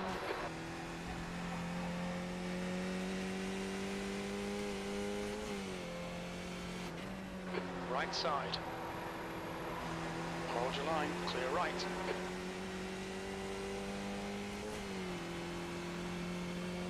Tales from the Galaxy's Edge, yeah.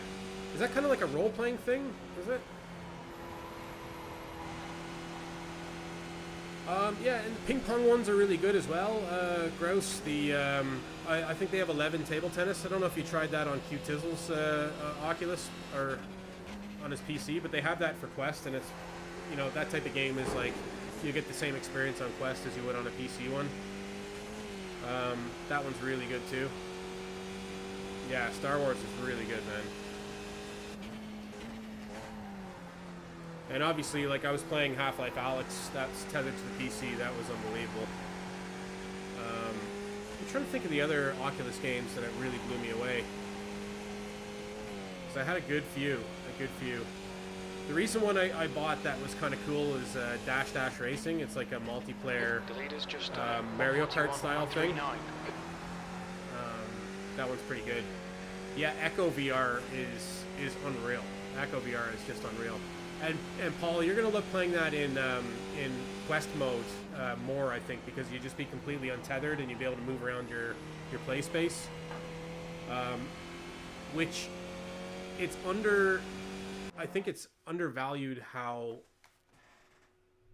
unbelievable it is to not have a wire on your Quest. Like when you're playing like racing games or whatever, and you're sitting down in a chair, or you're playing seated experiences, it really doesn't matter, right? That you have tethered, you know, and I have cables and wires hanging off me. It really doesn't matter. I'm in this chair, I'm locked in, I'm doing my thing. It doesn't really bother me. But when you're playing a thing like Super Hot, and you're playing, you know, like where you're moving around in the space, because in Super Hot you're like hiding behind desks and stuff, right, and popping up and shooting and like popping back down and you know, taking for cover on your knees on the floor in your living room, right? Like it's unbelievable when you're not tethered to anything and you just have that freedom of movement. And there's the safety of the Guardian system, so like if you get close to like walking into something, you kind of paint out your play space, you look through it and you see through the cameras, and you paint out your safe area, and then it puts up like a grid. So you have this safety where you know you can move around like in your space. and you won't bang into the wall or anything like that. You know, grid don't help your cats. No, it doesn't. Well, there is though. There is that new thing where it does. It has. It does track objects that might be within your space, so it will actually bring up the grid if something is there that wasn't there when you initially did it. The battery pack in your pocket is okay too. Yeah, I don't know. Like the headset lasts 2 hours. I'd find it hard to believe that I'd want to be standing and running around my living room for more than 2 hours. You know, so like for me the headset, the battery, people really cats keep killing your immersion. I think the you have cats, Jonathan? I didn't know that. Didn't think you'd be a cat man now. Crazy old cat man. Yeah, the I think the lost my train of thought there. Thanks, Jonathan. All right, let's check in and see who's in this race. Anyways, we're about to jump into qualification. It looks like it's just launched. We got T. Pettit there again in this session. He's jumped up into this split with us. Terry, we've seen Terry quite a bit over the last few weeks, and Lionel's in this session. So good old Lionel is there, and we are the number 10 car, so we're midfield iRating here. So let's aim for a top 10 and see what we can get. Anything more than that's a bonus for us here. I think we've seen Andrea before. Anybody else? Don't know. Oh yeah, Lap Mang Pang. We've seen this individual last night. Remember that name, all right? Yeah, Lionel. Shh. Oh, am I being too loud? All right, okay. I'll try and talk louder here, a little more PBS. Looks like you're clear on the pit exit. All right, Colin, we've got two. Alfonso, is he here? You're Alfonso.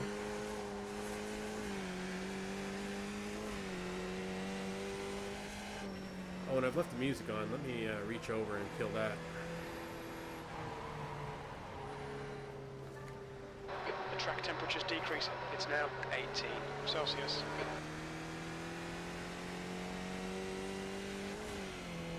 I'm scared. Set in flyby.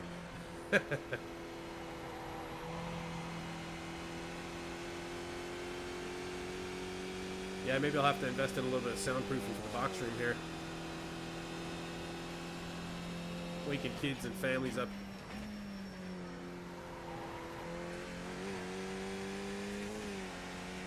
Sinead is telling me to type quieter. Yeah, probably. She's just telling me to stop typing. Give it up, Jonathan. Oh, I can tell I was doing that thing with the throttle again there. I need to not do that. I was doing it in the last race last night.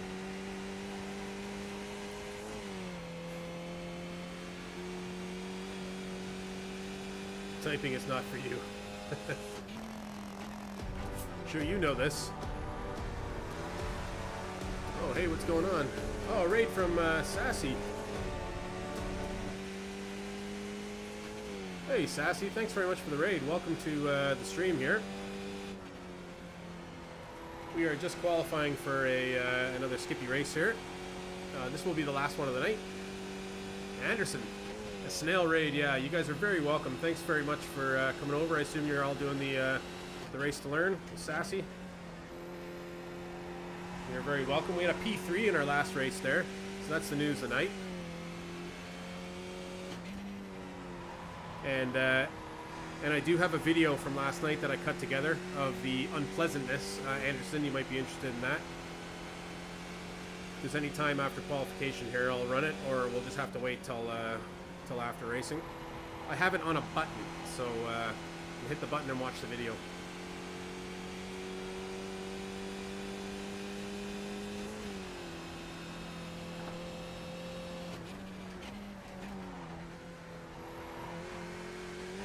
Supercut can watch after, yeah.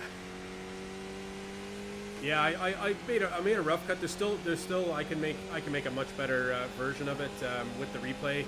So Bri did send me over the replay files. Just didn't have time to slap it all together today. But I cut together my stream and Bri's stream and kind of made it all into one thing. So yeah, it's good. Bit of fun, anyways.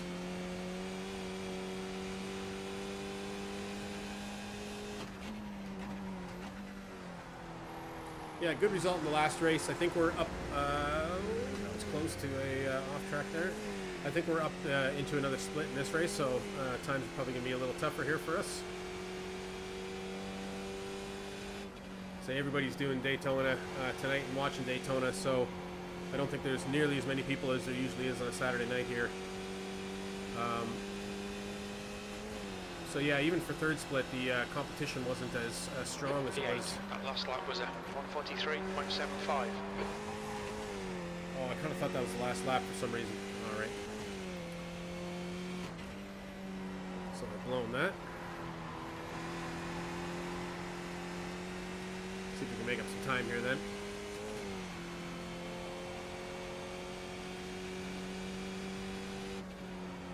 Henrik, a big winner in the Box Bucks collection there last race too. Catching up on John J. Jonington.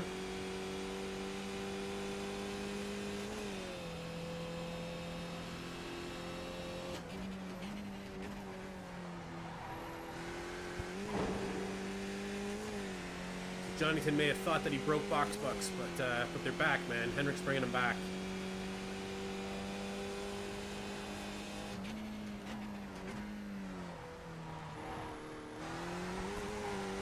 Oh, and there's an off track. That's my lap done.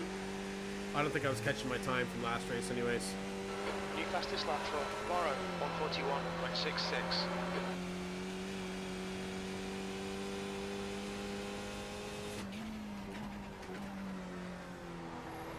So yeah, you got some work to do, Anderson, on that Box Bucks board. You're on it, though. You're one big bet away from being with the big boys.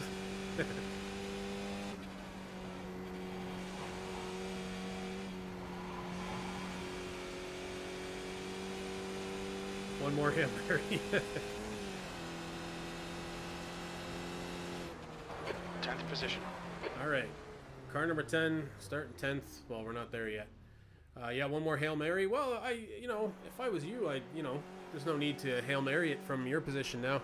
That's what I always end up doing. I forget that I have a lot of currency in a stream, and then I just bet all, and I'm like, oh, that was 70K on a ridiculous bet. I didn't realize. All right, cool. So a minute 29 before the off here. Yeah, we'll save the video till after. That'll be fun. And looking at different people in the split here. So we got Terry up there in P3. So Terry's coming along there, moving up. And T. Pettit doesn't look like he has a time. James King 6 and Lionel.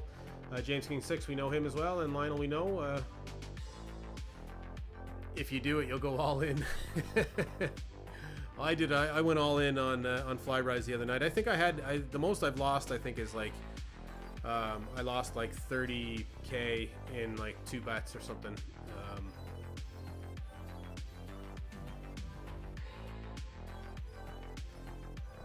You can trade Box Bucks for IR, right? Yeah, Jonathan. Yeah, for sure, man.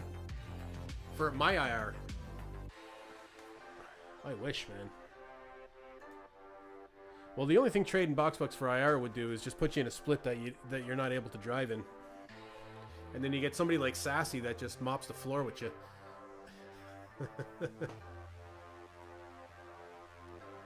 I'm happy lurking around in these third and second splits for the moment. Sure, we'll build back up. We'll get back up there to the top split. Hopefully soon. You don't see the problem? Yeah, I don't see the problem either. Yeah, I get 5% IR fee. Oh, that sounds like a good deal, doesn't it? Yeah. Yeah, Sassy. That's the end of the session. Sassy leaks higher donations. Okay, cool. So, starting in P10. It's tough on this track. It can be death early because the width of this track is a factor, I find. But it hasn't been so far in the last 2 nights for me. So, bets are not open. Bets are open. Yeah, bets are open. Get your Box Bucks.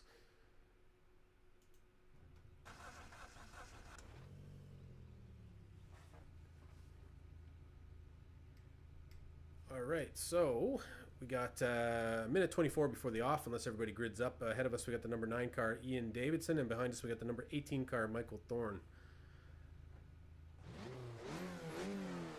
That's a gross bet if I ever seen one in my life. People, inflated IRs should be called whales.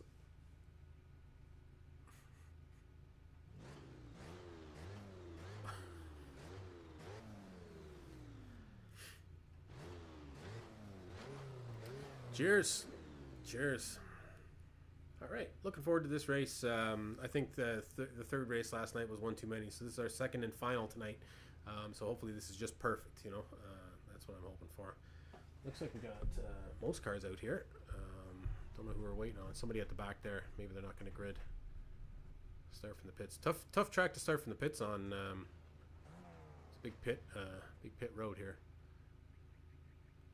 If I get in top 5, Alfonso will kill you. Okay, well, I'll try and avoid Alfonso. Couldn't be any worse than your man last night. What was his name? Trying to kill me in all them races.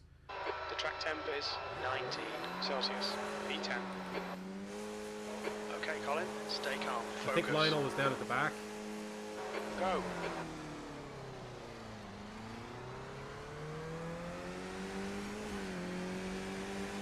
He didn't have a time last time I checked, so I don't know where he ended up. Left side. Still there. Clear left. Left side. Hopefully nobody kills us here. Still there. That was close. Still there. That's the problem here with being no like predetermined there. lines. So many Hold your different line. lines that can be taken. Still there. Clear left. Car left. And then you lose all momentum going through that corner if you have Hold somebody your beside line. you like I did. And he wants to send her going Still into this there. corner. He's still there. Clear left. Which sucks because then you can get rear-ended, which we didn't, luckily. I'll just tuck in behind him here for safety, and we'll make it through these this first lap without going too wide through every chicane. Try and keep it the field.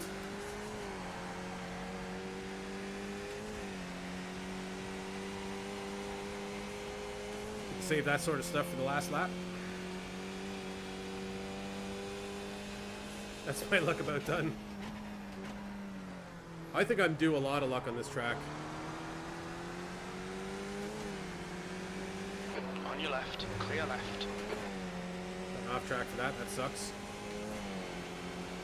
Car left. Still there. Clear left. Left side. Clear left. Man, that guy. What could I do? I was so close to dying there. E9. Car left. He's still there. Clear left. Car left. Whoa, whoa, Clear whoa. left. See that guy turn in on me? Come on, keep it together. Okay, Colin, just cut the track. Car left. Clear left. Oh, it sucks. We're right down in the back, but kept it alive. So that guy was coming right in on me. I turned the wheel. I shouldn't have reacted like that. Shouldn't have reacted like that.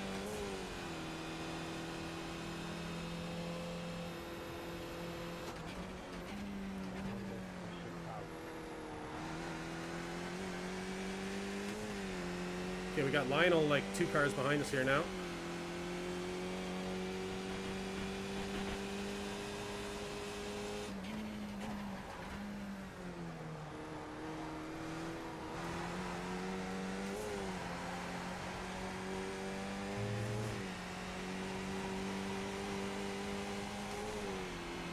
We'll just see somebody die behind us.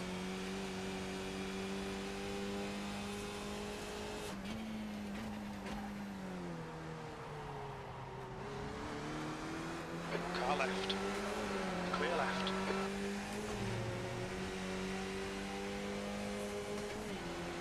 Okay, Colin, the next car is Thomas.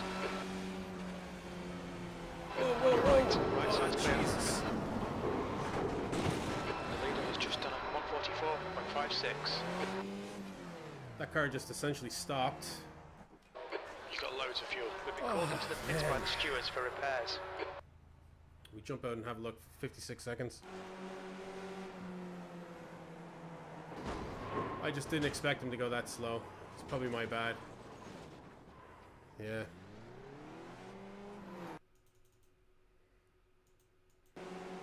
He just came, he went right down, braked, like it's not a corner you brake on, and I tried to take the inside, I couldn't get it.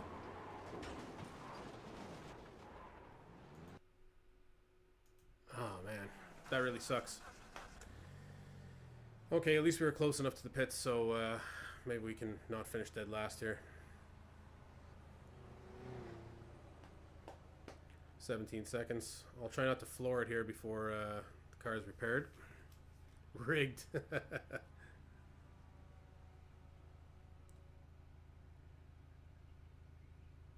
Seems to me every time I try and floor it, like before the car drops, is when I run into issues.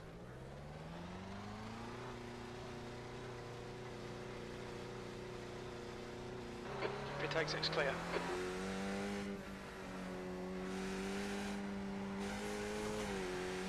Oh well, sorry folks. Don't want to go over this white line here that I can barely see. Did that the other night, that sucked.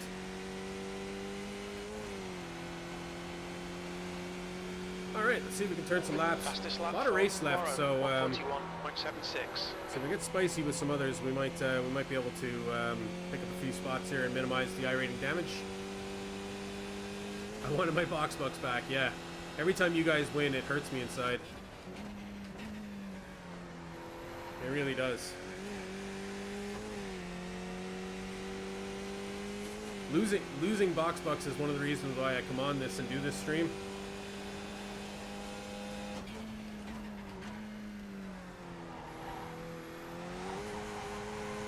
Whoa!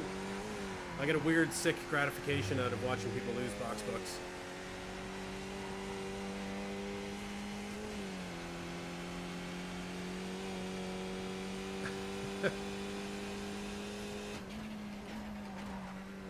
Well, I think bet and crash, like I never promised nothing on this track. Betting crash is always a safe enough bet on this track, especially for me and my luck.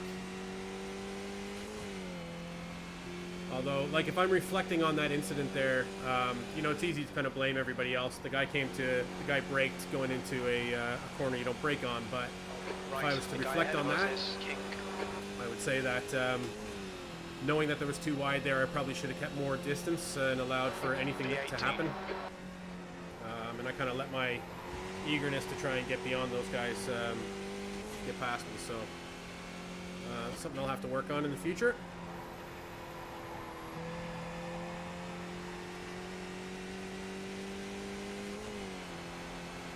You gotta see the positive side out of these things, or what I could have done better. You know, I can blame everybody else for the incident that happened, but I mean, you know, there was always a way that I could have avoided that. So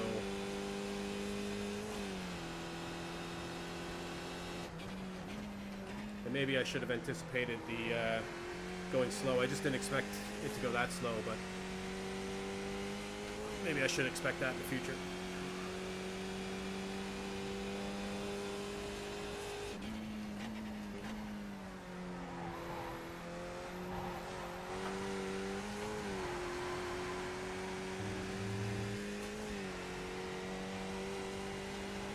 Always leaving no Arrested Development fans here. Don't know it. No, I know of it.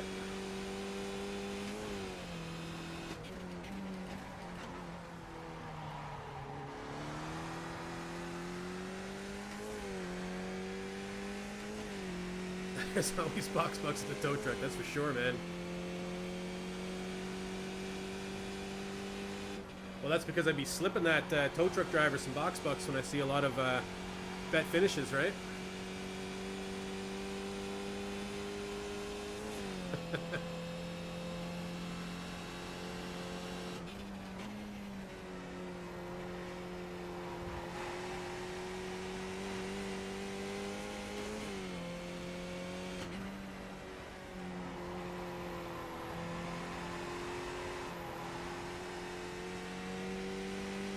Fastest lap for tomorrow, 141.46. Alright, looks like we're just kind of turning laps on our own here.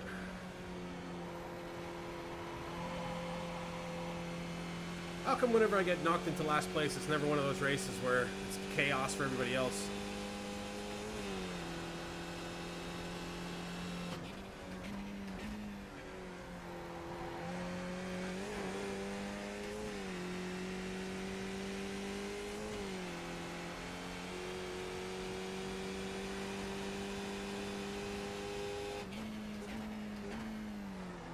Yeah, see, I don't know Arrested Development, so I don't know the sayings.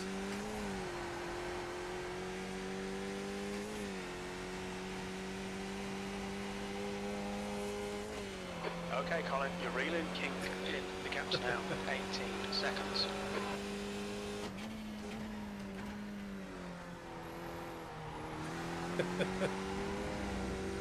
Absorb the chaos, yeah.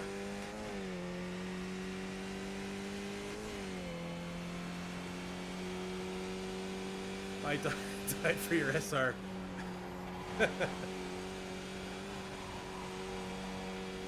Wouldn't want to be saying that now, you know?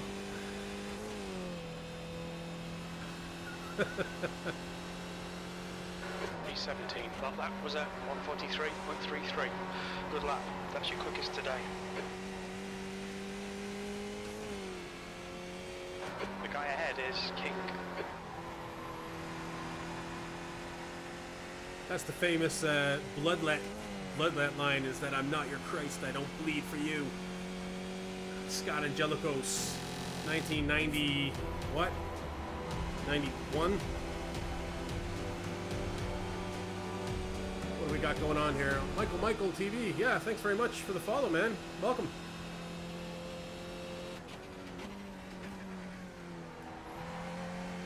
We're just wrapping up a terrible race here. Oh, we gained a spot there. Had an incident early on in the race that put me at the back. So we're really just turning laps and counting down the time where I get to show the video of the incident that happened last night. Another fellow VR racer. Yeah, man. Yeah, rocking a Quest 2.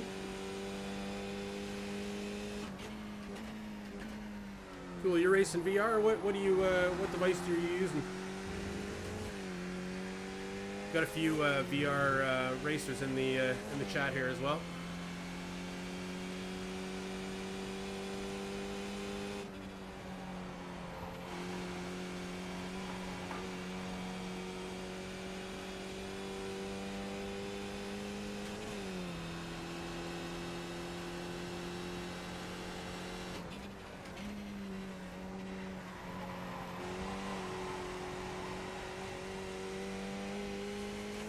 G2. Oh yeah, cool, man. I'd love to try one. Oh yeah, great, man. Yeah, yeah, I'd love to try it. Obviously, like, I've heard good and bad things about it, but I think for sim racing, it seems to be like an awesome headset. Yeah, and clarity is a big deal, man. Like the Quest 2, even over the Quest 1 was a huge upgrade for me. In the Quest 1, I had a Oculus DK2 that I sim raced with before the Quest 1, and man, what an upgrade the Quest 1 was over the DK2. DK2 looks like a blurry mess now, unusable pretty much. But yeah, Quest 2 has really helped me. One of the main things it really helped with was reading chat, you know? Reading chat up above me here. Hard to read text when you have a screen door effect, you know?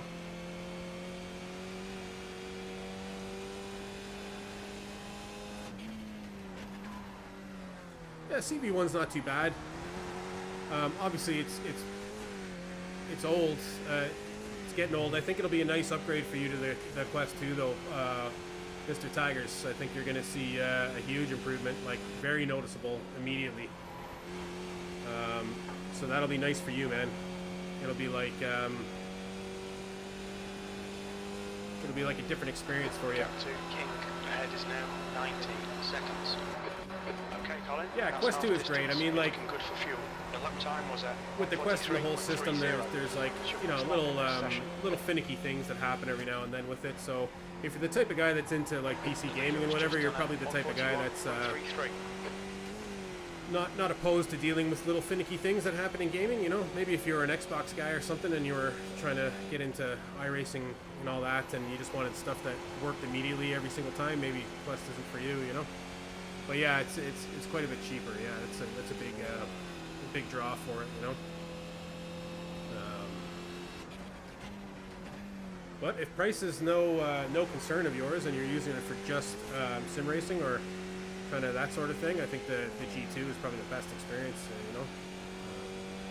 I would think anyways. I haven't tried one, but just from what I read.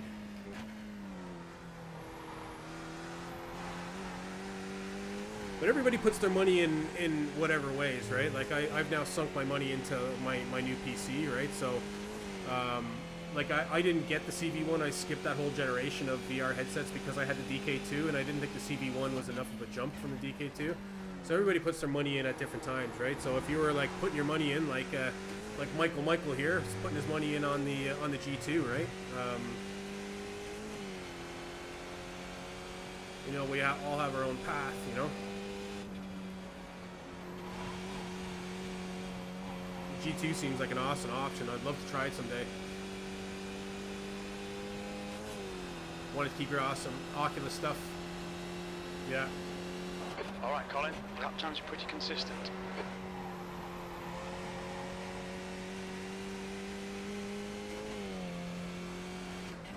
Yeah, you gotta have a heavy PC for it. Yeah, for sure. Yeah, it's beefy. It's putting out a lot of resolution, right?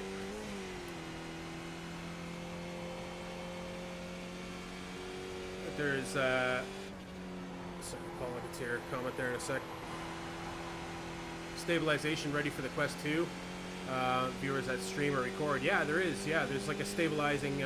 That's the onboard recording and streaming. So like with the Quest 2, you can stream like your Quest games. You know, like when you're not tethered to a computer, and the recording element of that, like you can stream directly to Facebook from within the menu of the Quest, and they have like a built-in stabilization feature, I think, to help.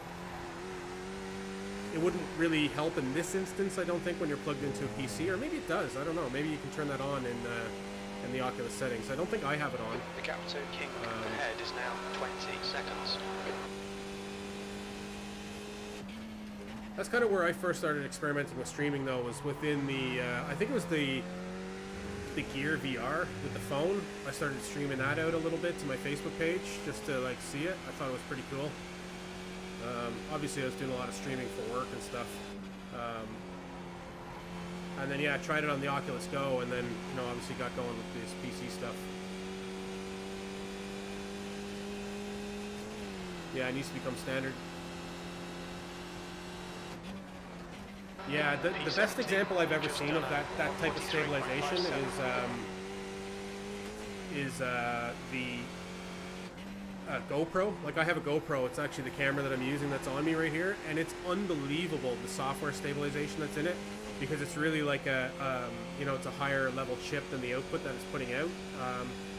But the stabilization, it's incredible, because GoPros were cool when they first came out, but they had to be static, because if you wore one, it just bounced around everywhere. It would make you sick watching it. But the GoPro, this GoPro, I think it's the Hero 8 that I have there. I got it last year, and it's just unbelievable when you wear it. It's like rock solid, stable.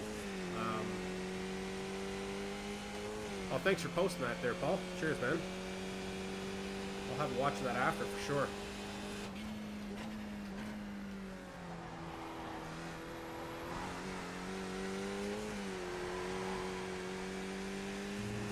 I was watching it on the, what's that, there's a VR show that I watch on YouTube where he does Tuesday Newsday, isn't it? I don't know if you guys watch that or not.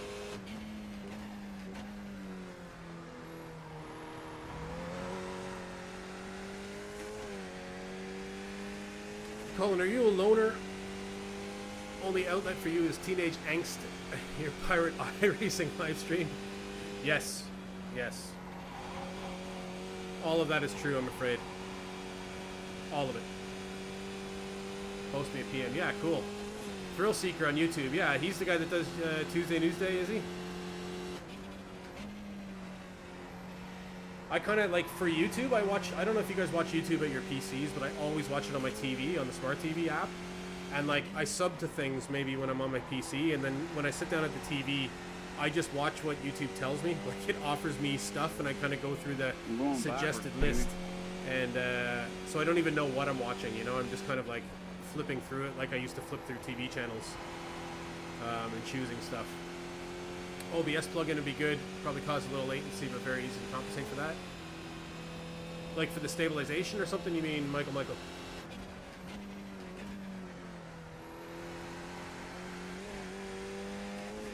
Yeah, it would be cool. The only thing with stabilization that's not optical is that it needs the image to be bigger than what's being displayed in order for it to correct anything, right? So you're gonna lose resolution because it's going to chop off. It's gonna have to chop off like just say 20% around the screen in order to move the image to counteract the movements, right?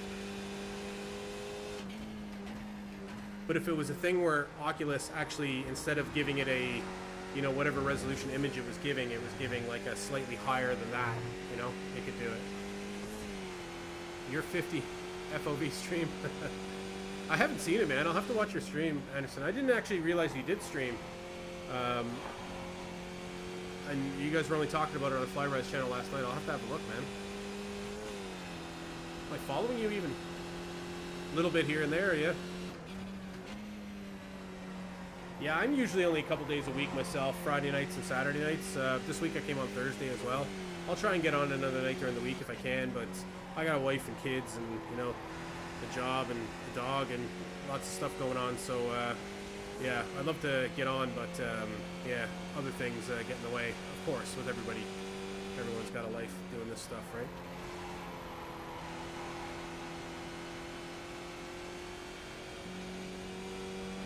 Test new things for work. Oh yeah, cool.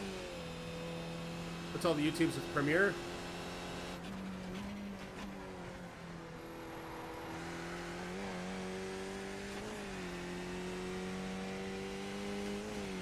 Yeah, they do it with Premiere. Yeah, you use Warp Stabilizer. Yeah, Warp Stabilizer works incredibly well in Adobe Premiere. It's unbelievable how well it works. I used to be pretty heavy into my video editing. Used to do it professionally for a long time. The gap's now 12 seconds. Oh, it looks like Lionel's handing us a grass pass or a pit pass.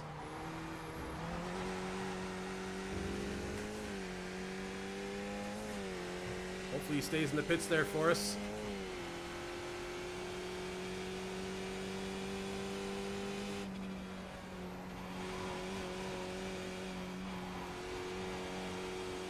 Two of them in there. They must have had an accident, so we'll take those spots. Thank you, lads. P15, 2 laps remaining. That was a 143.21. That's a lot better than P18, that's for sure.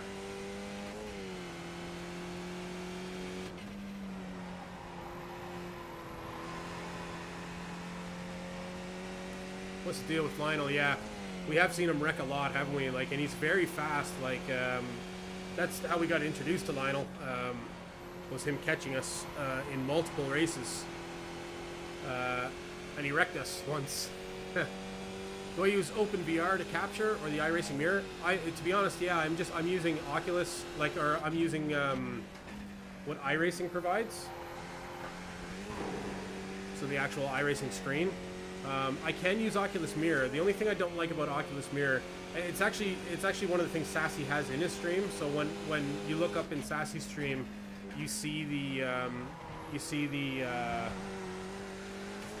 chat and all that on a screen. I have pretty much the identical setup to Sassy that way, but I don't like it actually being shown on the stream. So I use the iRacing one so I can see it, but nobody else can. I use it for that reason. The Oculus Mirror is meant to be more accurate, but yeah, the Oculus Mirror shows everything, right? It shows when you use your kind of virtual desktop.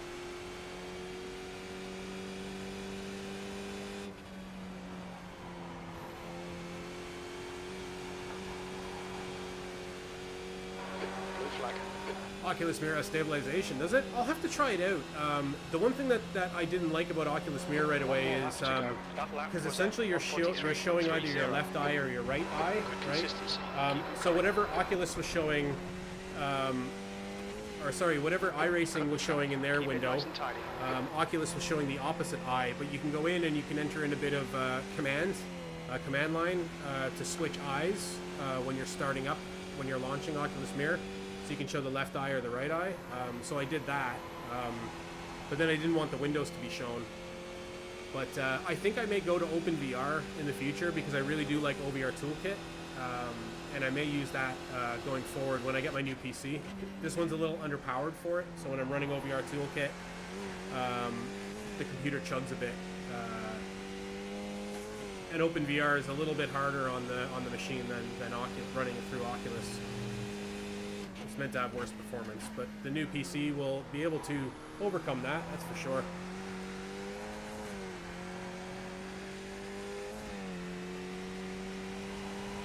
Your Oculus Mirror said it would become homeless within the year.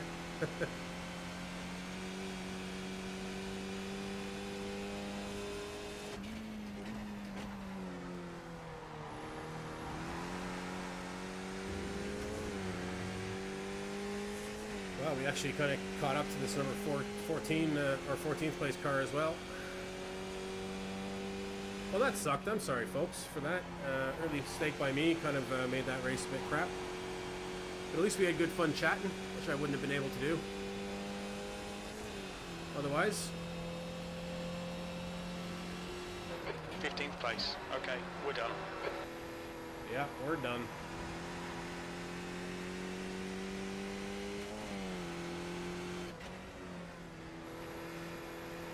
All right, let's pull it in. Oh, I shouldn't have taken that. Oh, it didn't even give me off track there. All right, cool. Let's have a look at the first lap, and then maybe we'll have a look at that incident. Was the incident on the first lap? I think it was. I'll kick on a bit of music for you. And then we will get to the video.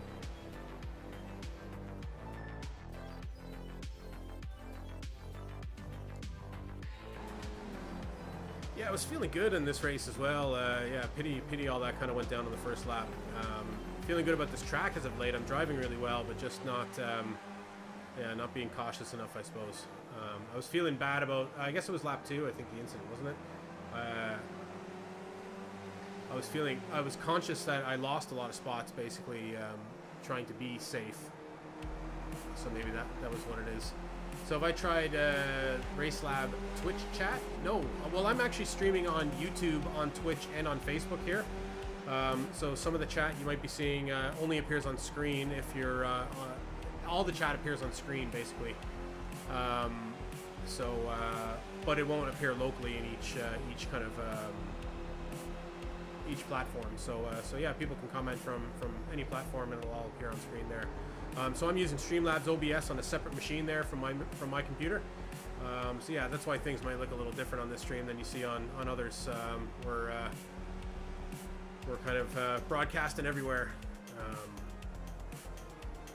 Not that I'm trying to gain a massive following on any platform. I initially started out on Facebook, and then I came over to Twitch for the community.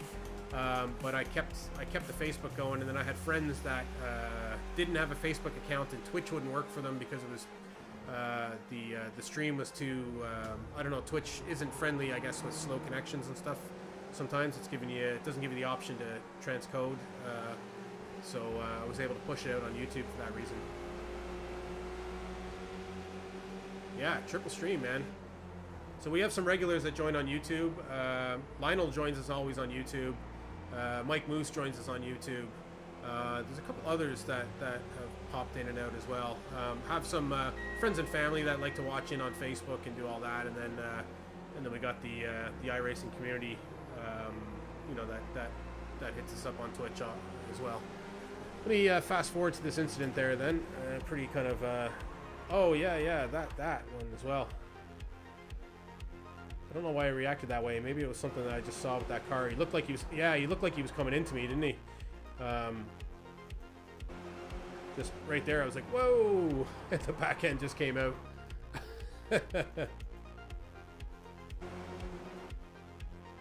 I was like, uh-oh. But he didn't. He wouldn't have actually hit me. Yeah, I was lucky to actually keep the car on the road there. Yeah, that's probably what caused me to get a little more aggressive then. Is this where it happens? He twitched me. Yeah, he twitched at me, yeah. Yeah, here's where it all goes down here anyways. Yeah, he pretty much braked really hard on that corner, which doesn't usually have any braking. That guy lost his stuff as well. Let's go back maybe and see how it impacted everybody else. We see a car behind us, maybe 2 cars behind us. This guy looked like he got caught up in it too. No excuse for this guy. He should have saw it happening from there.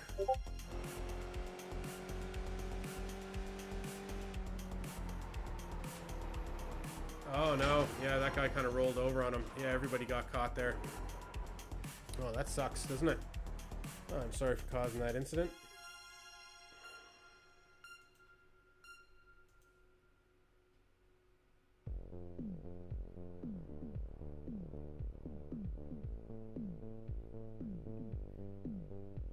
Yeah, everybody just got caught up. He didn't really have anywhere to go as well. When you're coming around that corner, yeah, the tire, man.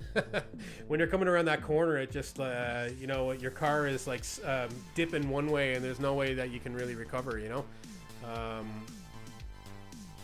So let's get out of here. We will come back on camera. Welcome you back into the box room, and yeah, let's have a look at this incident that happened last night. So the story behind it, if you're new to the stream here, is myself and Flyby.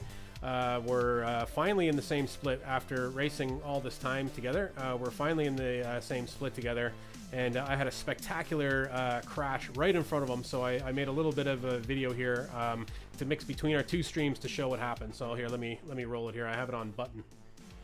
Yeah, we both have post-race excuses set up. One on the right side. Clear. Just done 142.71. Fantastic. That's how you send it there, boy.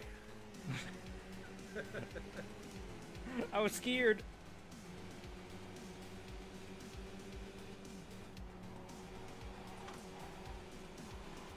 Oh no!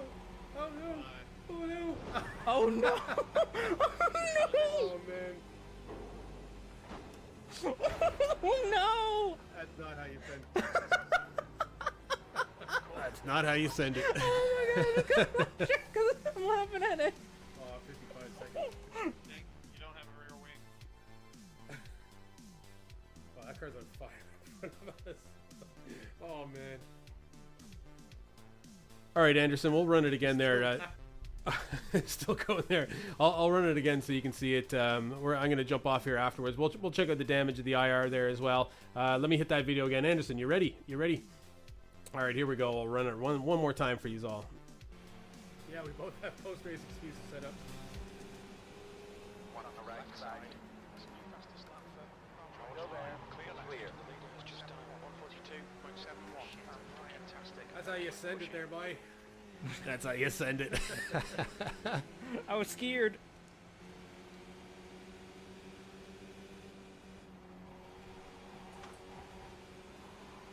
Oh no! Oh no! Oh no!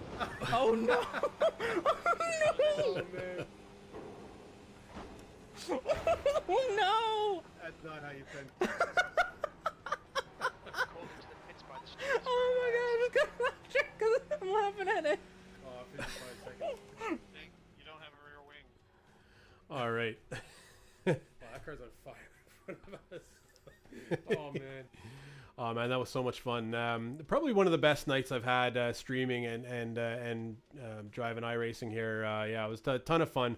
A lot of fun getting involved in races with others here in the community on the track. So Anderson, I'm sure we're gonna have our night where we get on the track together.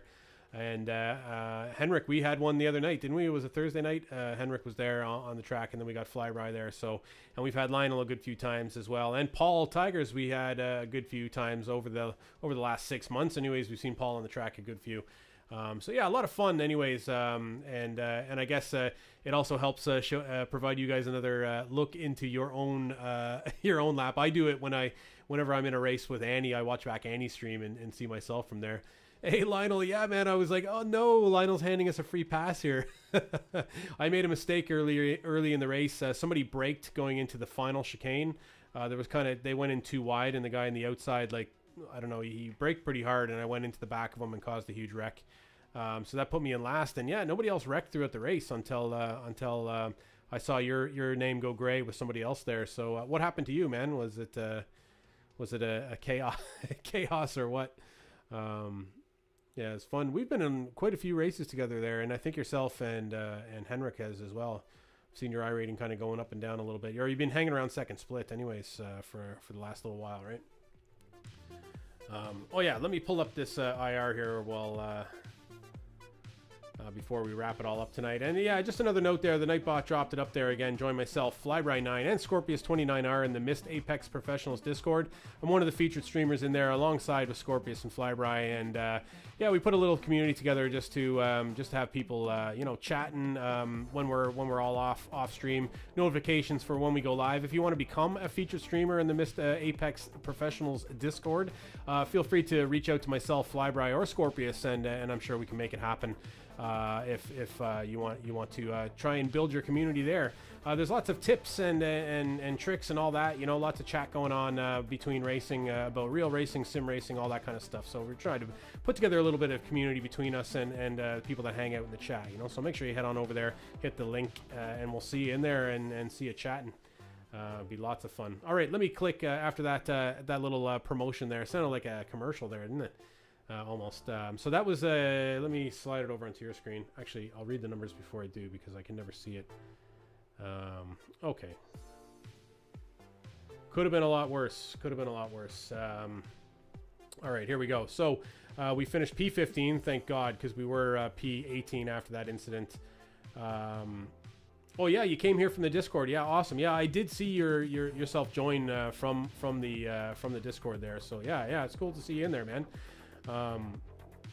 Yeah, it's great. We're trying to get it up off the ground and rolling. We're getting some good people in there and some good laughs. So yeah, it's fun. Anyways, it's just something else for me to check on midweek and chat in. Aside from Facebook and whatever else I got going on my phone, WhatsApp and all that. So that was a minus 53. So we're down to 1698. Is it 1698 or 1696? 1696, I think there. So not too bad, all considering. We're still hovering around the 1700 mark, so we're a lot higher than we were when we started this week. I was quite low, so not too bad considering for Zolder. Minus 8 on the SR, down in the low 2s now in SR, so I might want to be a little cautious about that. Does anybody know where we are next week? You had an incident as usual. Someone lost car. Oh yeah. Yeah, unfortunate, Lionel. Yeah, we've seen you in a few incidents in the last while. I must say, you must race a lot though, because you keep that IR up. So you must have some good finishes dotted in between the wrecks. Yeah, 1700-ish. Yeah, we'll go with that. Gross. Charlotte Roval. Is it really Charlotte Roval next week? It can't be, is it?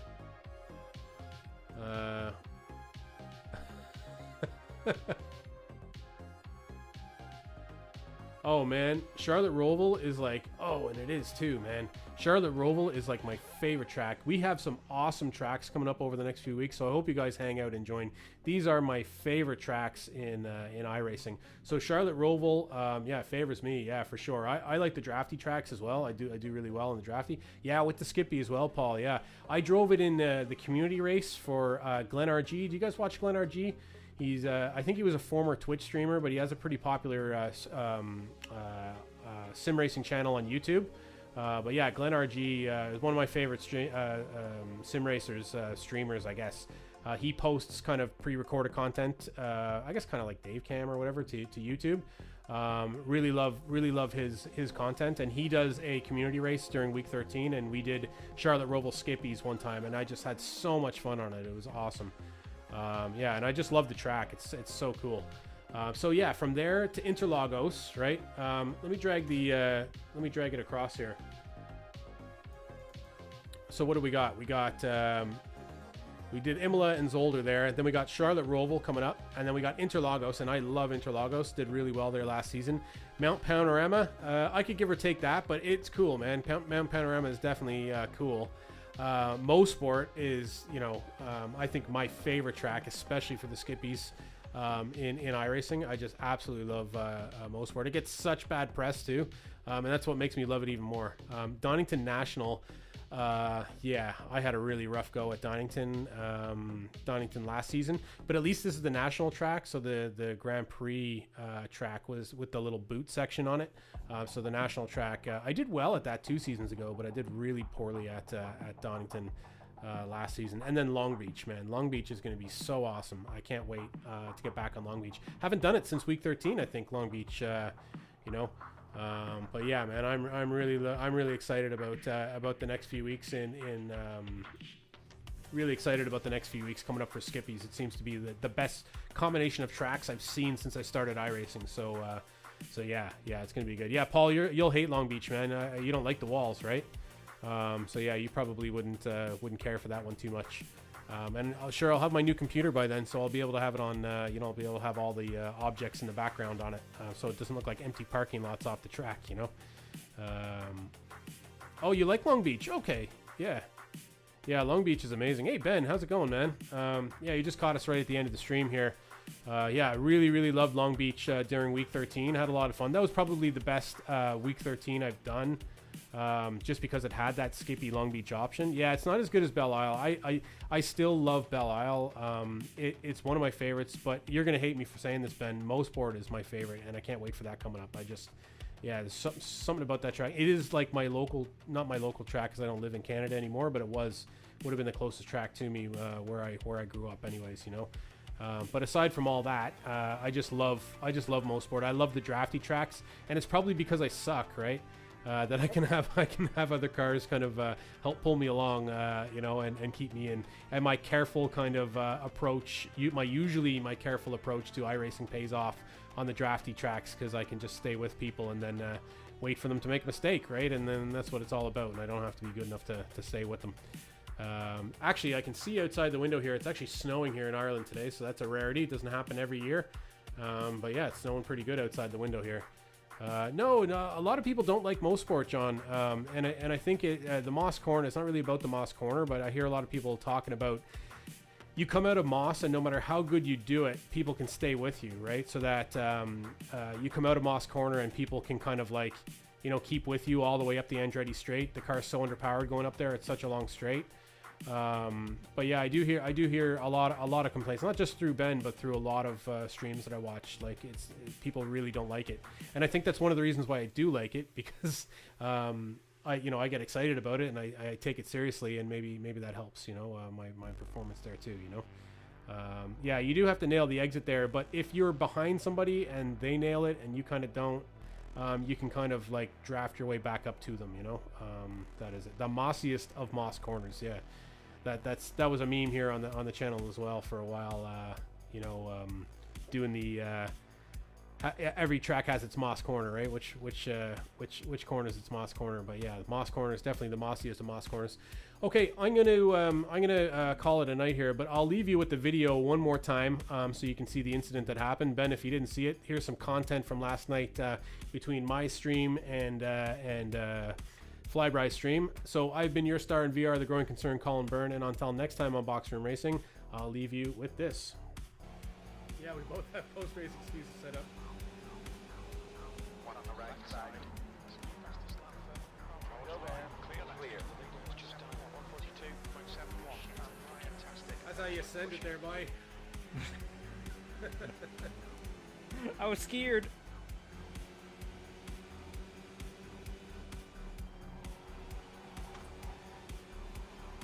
Oh no! Oh no! Oh no! Oh no! Oh man! Oh no! That's not how you send. Oh my god! I'm laughing at it. Oh, 55 seconds. You don't have a rear wing.